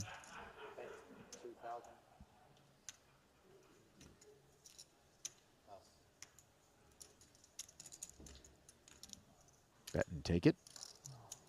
Strava does have a few line items on his Triton resume. Taking a peek in the Triton Poker Plus app, 1.8 million plus in career Triton earnings across 7 caches.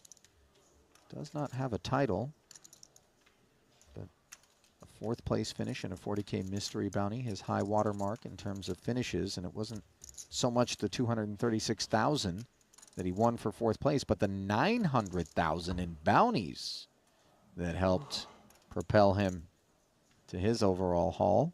Oh, I remember that back in London last year. Seems like we missed him in Monte Carlo, so see him here in Paradise. You know, there's been some conversations surrounding why it is that the likes of Tom Vogel saying, Toon likes of Mulder. Kevin Pake, Toon Mulder, have been largely absent of late. Apparently there's some tax implications if you're a professional poker player out there in the Netherlands that are associated with their absences at particular stops. The Bahamas apparently must be a carve-out of some sort. At least either that or Strava's like, man, there's so much EV in this thing, I'm going to pay my I'm taxes. still beating it. Pair versus pair, advantage Strava here with 7s versus deuces. This one limped. BVB.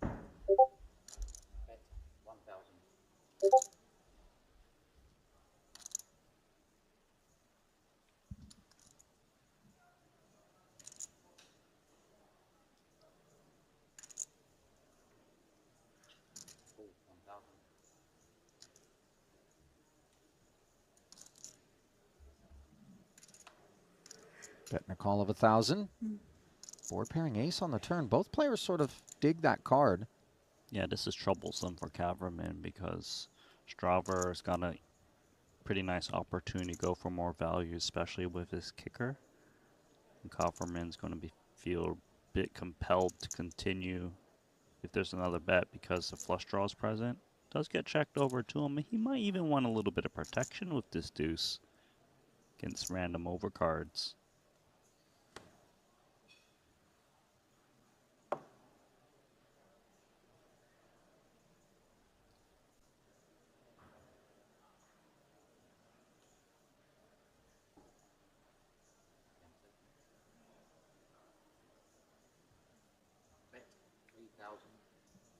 $3K on request now from Strava, who does have a nice kicker with his 7.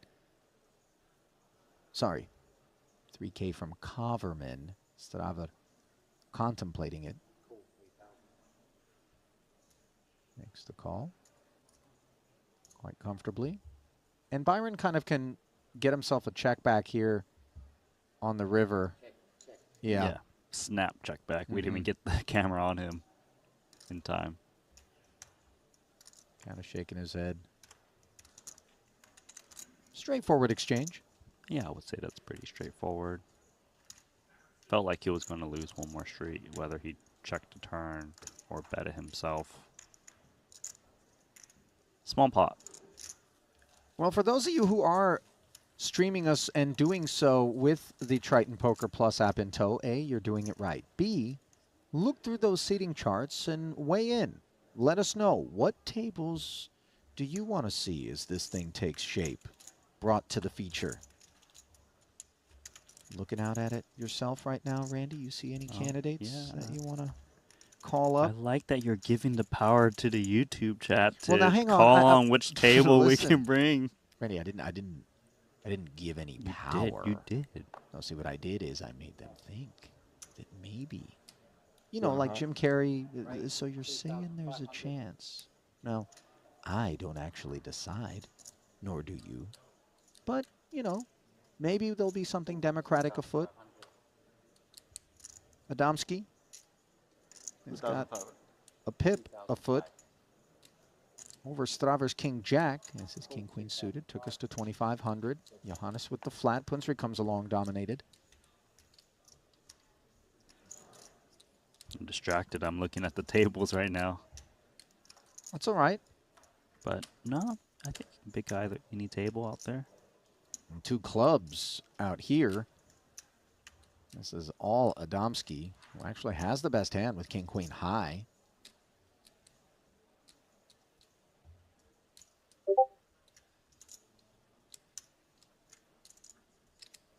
We do see players tend to check a lot when it's a player who flats in position against them. I'll start with 3,500, King Jack, single club.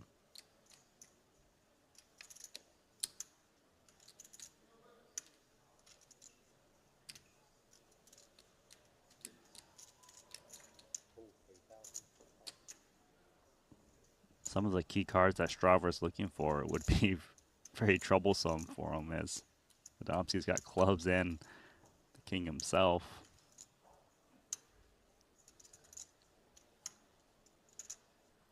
Nine on the turn as the field is whittled to heads up after the 3K follow through from Tamas. Should be quite a bit of ace highs that are lurking that he can fold out with a turn bet. I would have floated the 3K flop bet. 22. 22,000 bet. Max pressure. Yeah. Way to summon. The overbet. Not that Straver was going to be hanging around even if the sizing was more timid. Adamski showing his appetite for a little big pot poker.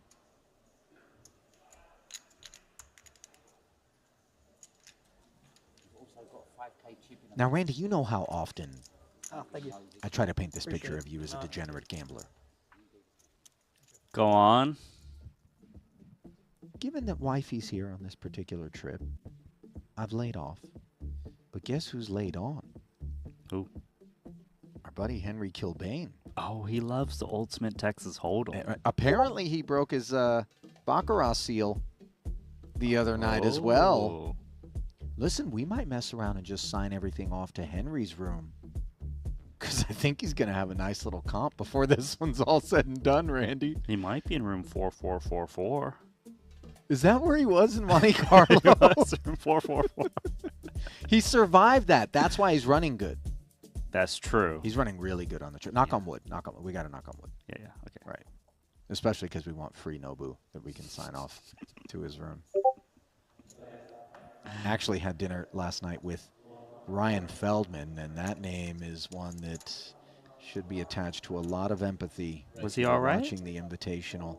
I think he was eating his feelings, but yeah, he's all right. He's reconciled it. You know, there were so many things that had to go wrong all at once, really, for Ryan to end up bubbling and bubbling as a result of playing a hand in a way that he would not have had he been aware that he was on the stone bubble in that Invitational at his first ever Triton. He was doing oh so well, and there was so many shorter stacks than his own, including Punat Punsri, who's here, as we see Straver fail to get any action with his pocket kings. Punat managed to make the money in spite of having just 4 big blinds, courtesy of Feldman's bust, which came immediately after a double elimination at the other table, which he didn't realize had happened.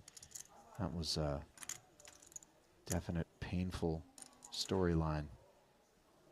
It was the first time I've seen Feldman play, and actually I thought he was quite good. Someone coming from the invitee side of the bracket, Yeah. so I hope to see some more of him later this week. And not just coming from that side of the bracket, Randy, but also a guy who typically, you know, is on the cash game streets, not just as a player, but also the producer of the Hustler live stream, which is very popular. In fact, our time with Texas Mike here is courtesy of him having made a name for himself out in those streets, getting the invite. should say, given that he was an invitee, getting the opportunity because he had an invite to give to a pro. Meanwhile, Coverman with the better of the 10s in this button versus cutoff exchange. Jack, Jack 3. Feels uneventful.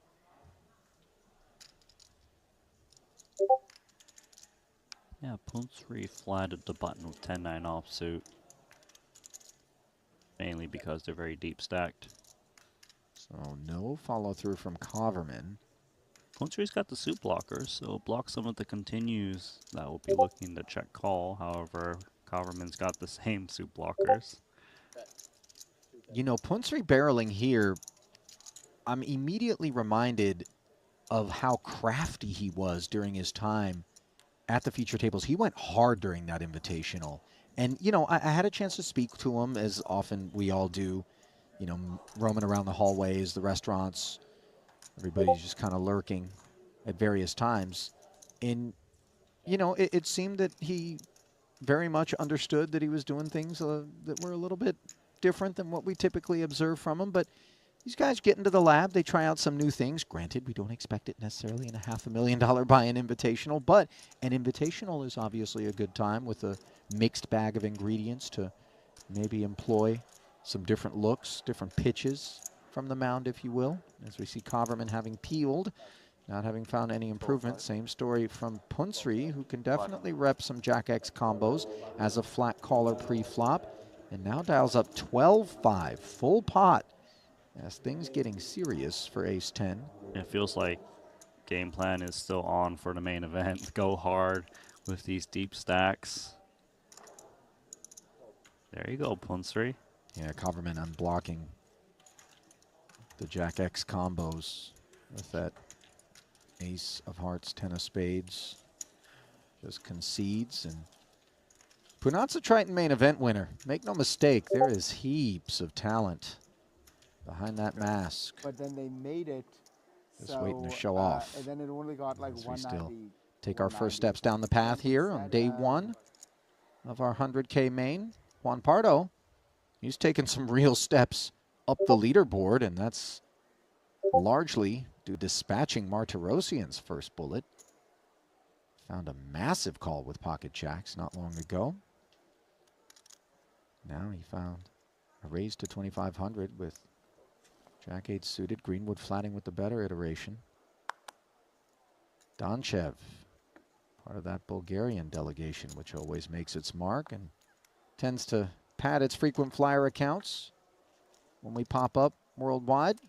Coming along with the 2 9s. Top pair versus 9s versus middle pair. There's a little something for everyone here. 9,500 in the middle. Let's see what's on Pardo's mind. Yeah, not the strongest piece for all three, but enough to be content. Trying to get a little bet in there at some point. Maybe not on the flop. Greenwood is the most likely to put in chips, just given he's got position and top pair, backdoor spades.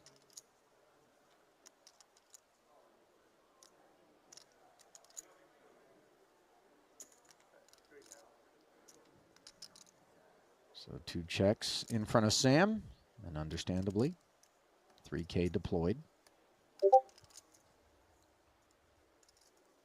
Oh, that's the good stuff there, Randy. You and the massages. No, see, because she's got the pointy elbow action going right into the traps. Yeah. Do you need to book yourself a massage on Kilbane's expense, maybe? Oh, Randy, we should go to the spa and light up Henry's charge account. Yeah. I like that. I think we both got a lot creepier just now than we meant to. I mean, most of it's my fault. Yeah, it's you, because you talking about the pointy elbows on the... Yeah, gosh. Uh-oh. This is a pointed turn card. The Jack of Clubs giving Pardo inferior 2 pairs. Greenwood's got him in a bad way. And let's not overlook the fact that Donchev now has an open ender and perhaps an excuse to hang in, as 2 checks once again confront Greenwood. And this board is coordinated, textured, 18-5 in the middle. I would imagine we want to come with something fairly meaty. fairly meaty because we've got two opponents. We've got clear straight draw as a target and flush draw, and we somehow found the single card that improves everyone in a very meaningful way.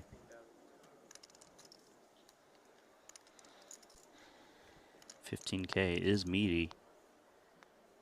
Donchev open-ended straight draw.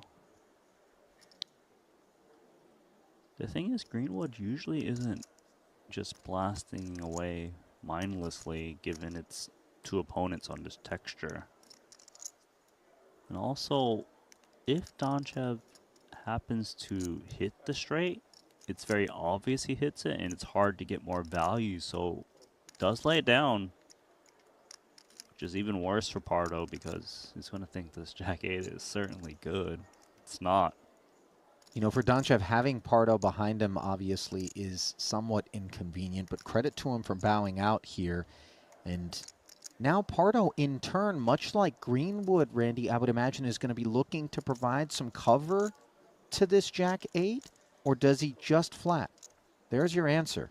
Yeah, he's flatting because they're super deep, mainly. And the bet was big. It was big.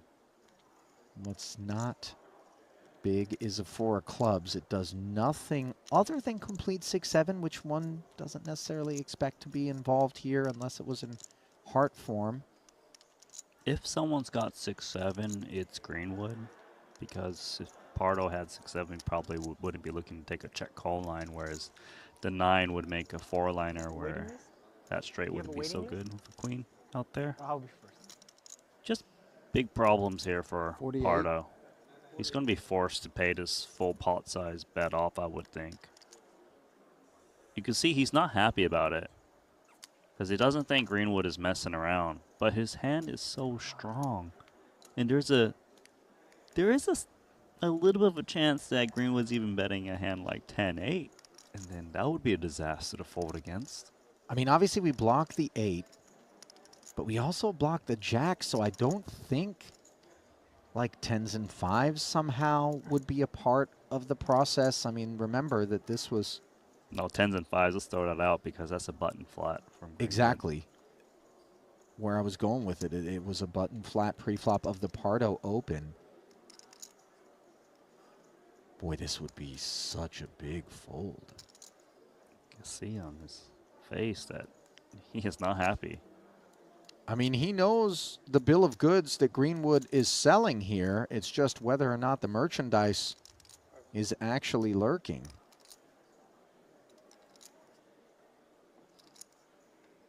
Remember, not too long ago, he thought a long time he made the right decision against Martirosyan.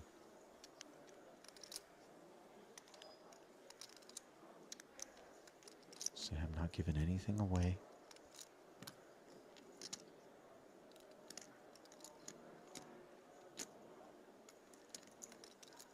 I kind of think he gets away. I don't know. I'm getting this feeling. Randy, you know,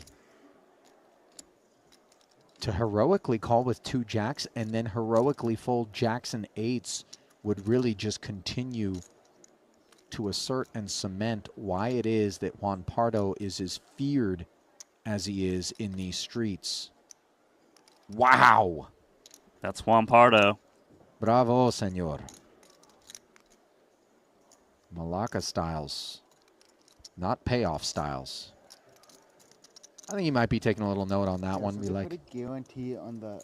I got a time bank change if you need. He's Do you think he's looking over at the dealer? He's like, "Could you leave the board out? I was just gonna, I was gonna log that." So they put a guarantee on the flight that was separate from the guarantee on the tournament. And the way they did that was they had the number of people fixed if it didn't hit the guarantee. Okay. So if we got 200 people, 30 cash. If we got 100 people, 30 cash, right? And it got 190, but in the client they just had it as like 15% of the field cash. So there was no hand for hand on the bubble, and they just manually paused it once it went down to 30. So it was just like Mad Dog ended up like cashing with one stout exact, but he said it was just like the biggest shit show. Yeah. Seth Davies has joined the affair. 4-3 offsuit. No, thank you.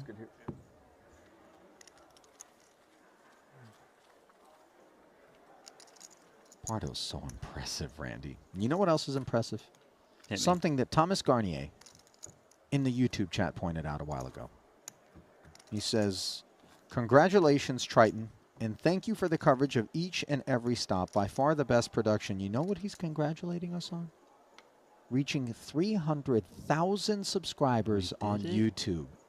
We sure did. And when we say we're talking about you guys out there, honestly. You know, we push it, click over on the like button and the subscribe button, but we do so not because we're begging or groveling, but because we genuinely take pride in our ability to come together 4 times a year, roughly, to beam out free of charge truly the best of what's around in terms of televised poker. And the players have everything to do with that as well. Donchev, a player with King Deuce of Hearts here. Davies, pocket tens, 3 scoops. Dimitar politely steps aside. But yeah, pretty monumental. I mean, we talked about the 35,000 viewers that we had the other day. I mean, this sort of stuff is what energizes Randy, myself, Rasty, Henry, the whole crew to continue to work hard. Long days, man, long stops sometimes, you know. Look, we're a community, right? We need the viewers, we need the players, we need the production, you know, and we can all join together and just make this great experience. Did you have a 300K subscriber performance thing in your contract? You're really ruining the moment right now. I know. I do that a lot, don't I? Scumbag. No, we're taken care of. And so is King 10 by the King Jack of Davies. Seth making it 2,500. To be like the 14 bullet guy, but going off for a lot is a little harder because like getting through day one isn't like the hardest thing in the world.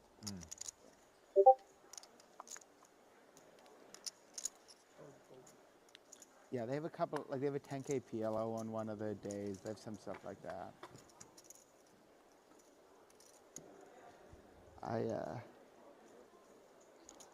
984 board here as both the King High swing and miss. That's 33% of the field, right? Or you think? I guess. Or you think more? No, well, it's you play 10 levels on day one, and then how many on day 2 before reg closes? I think there's a couple on day 2 before. 2 levels. 2. But then also you wouldn't want to like, you might not want to max.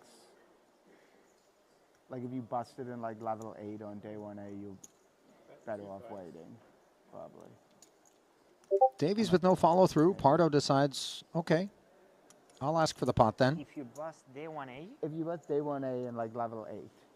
So why? Would you rather re-enter right away, or would you rather play 1B from the start? Oh, I'll play 1B from the start. Yeah, exactly. So I'm saying getting in for like a lot of bullets could be like a little harder than and it's capped to 1 per flight, right? Oh, the 1 per. I think they might have made it 2 per flight now. Yeah, 1 re-entry I meant. Yeah, 1. No, I think they might have made 7 on the turn. Both parties picking up straight draws as Davies did not step aside. And, you know, the line that he's taking as he checks once more here feels like it could be attached to ace high, which if it is, Pardo having picked up some equity could continue to apply some pressure here. Yeah, he definitely could have ace high for Davies' range to attack, which is what he's going to bet against in weak pairs. Pardo doing Pardo things. JP. Dodge the bullet with the Jack 8. Yeah, now it says 2 re-entries. Showered Martirosian, basically. Gotta hit that guarantee. I mean, he with just the big call. Makes good decisions, right? Was he also the guy who folded the kings against J&T? Pre-flop in London, yeah. I mean, there was some, you know, I know there was a little bit of shenanigans happening, but still. You don't see pocket kings folded pre-flop all that often. Off of 20 blinds, too. By the way, earlier we were asking as we see Kulev receiving pocket aces for those of you in the YouTube chat to kind of weigh in as this thing continues to take shape. Let us know what, if any, tables you're interested in seeing. Lee Z said And they any just make, table like, Saya the Ono's payroll, on. but not like, yeah. Saya, of course, Close with the action like, player. cool stuff, like Greenwood showing his appetite for some action himself here with 10-7 of diamonds. Now Snowman for Donchev. Does he want to put a cold press on it? Yes. 13,000 ounces of green juice. Out of the big blind. It's going to get rejuiced, I'll tell you that. Yeah.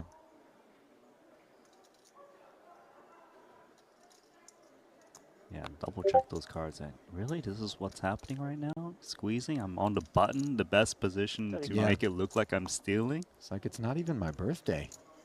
35,000. Now, 4 scoops. Up to 35,000. Back over to Donchev as Greenwood dispatched with ease.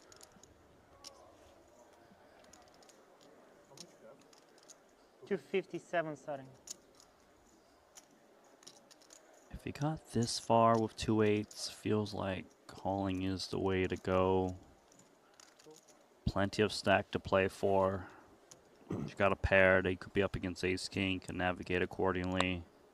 Maybe hit an 8 against an overpair. 73K in the middle. And an 8 on the flop. My. Good luck, Kulev. Well, Gonna need it. You know, I don't know how you say cooler in Bulgarian, but maybe it is Kulev. Because this is frosty. As 3 snowmen get dumped on Alex's aces. 36.5. Yeah, and he's going healthy. 50% pot. 4-bet pot. Donchev doesn't really need to do much but check call in this spot, just in case his opponent's got ace-king. Kind of want to let them get there. Don't want to blow that hand out. Well, the sizing might be healthy, but the fate of those chips is not.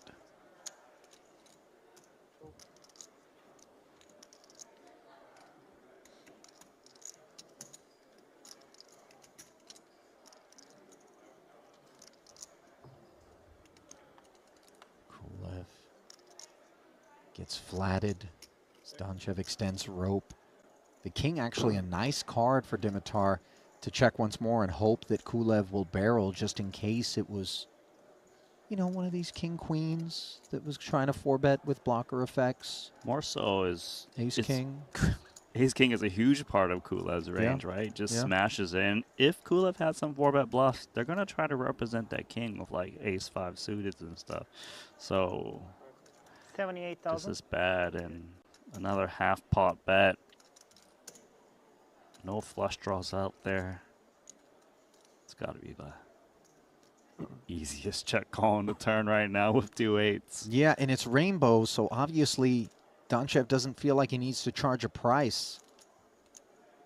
We don't expect this from an ace-queen, ace-jack sort of hand pre-flop, so those straight draws not really something he's worried about. And if your opponent has ace-king, they're just going to value jam it for you anyways on the river.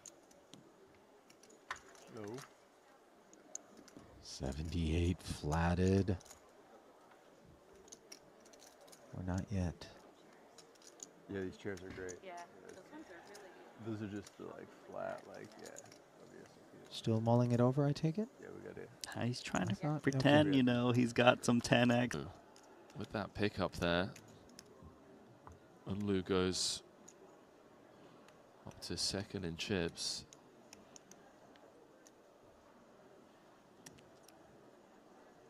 Talvitier, the immediate short stack.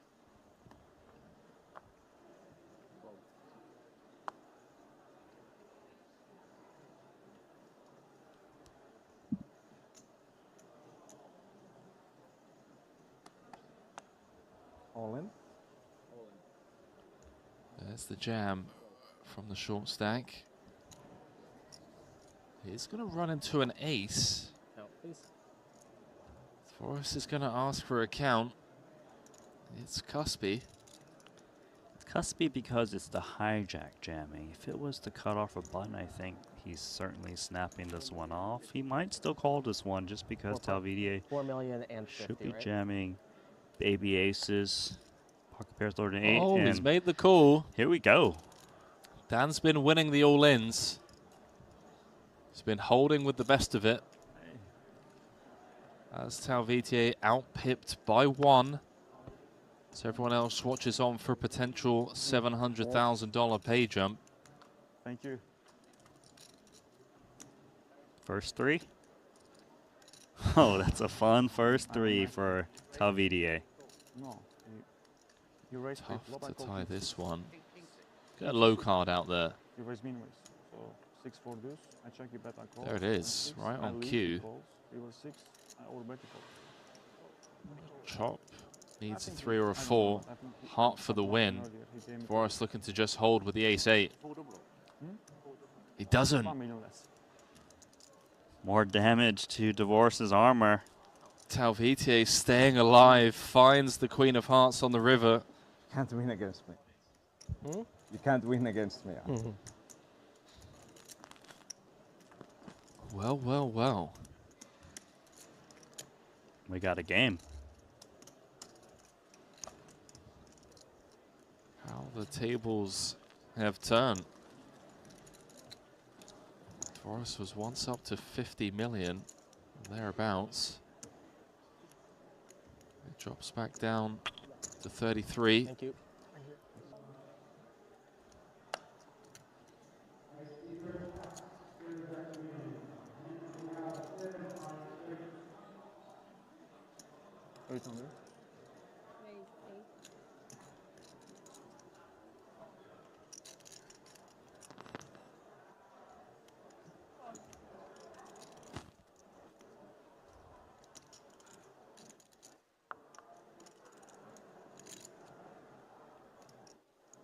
So with that dent in Voris's stack, Foxen now takes position of shortest stack with 19 bigs. Talvidier in 5th with 22. Heath in 4th with 35. Lococo in 3rd with 39. Unlu back up to a very playable 44. Still with a 2-to-1 chip advantage over the field is the chip leader Daniel Dvoris.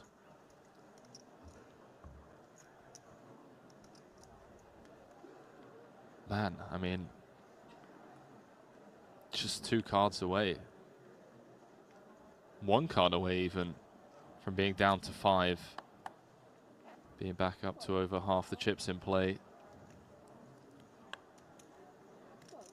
That King 6 hand, of course, for Sinan. It's the real major dent.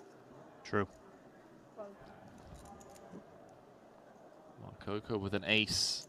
Blind v blinds, 20 bigs effective.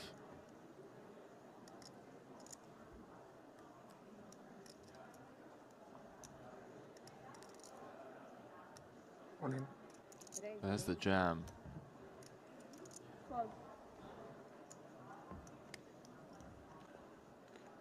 It's just fearless, isn't he? Oh, Andrew. That bluff that he windmilled in Makita's face. The Jack 10 against the Ace King. Against the Ace King, I mean, that was something else. Guy is an absolute beast. He's comfy out there. You can tell. Playing his game. Yeah, you can really sense the energy of people like Lococo who just aren't fazed by the money pressure.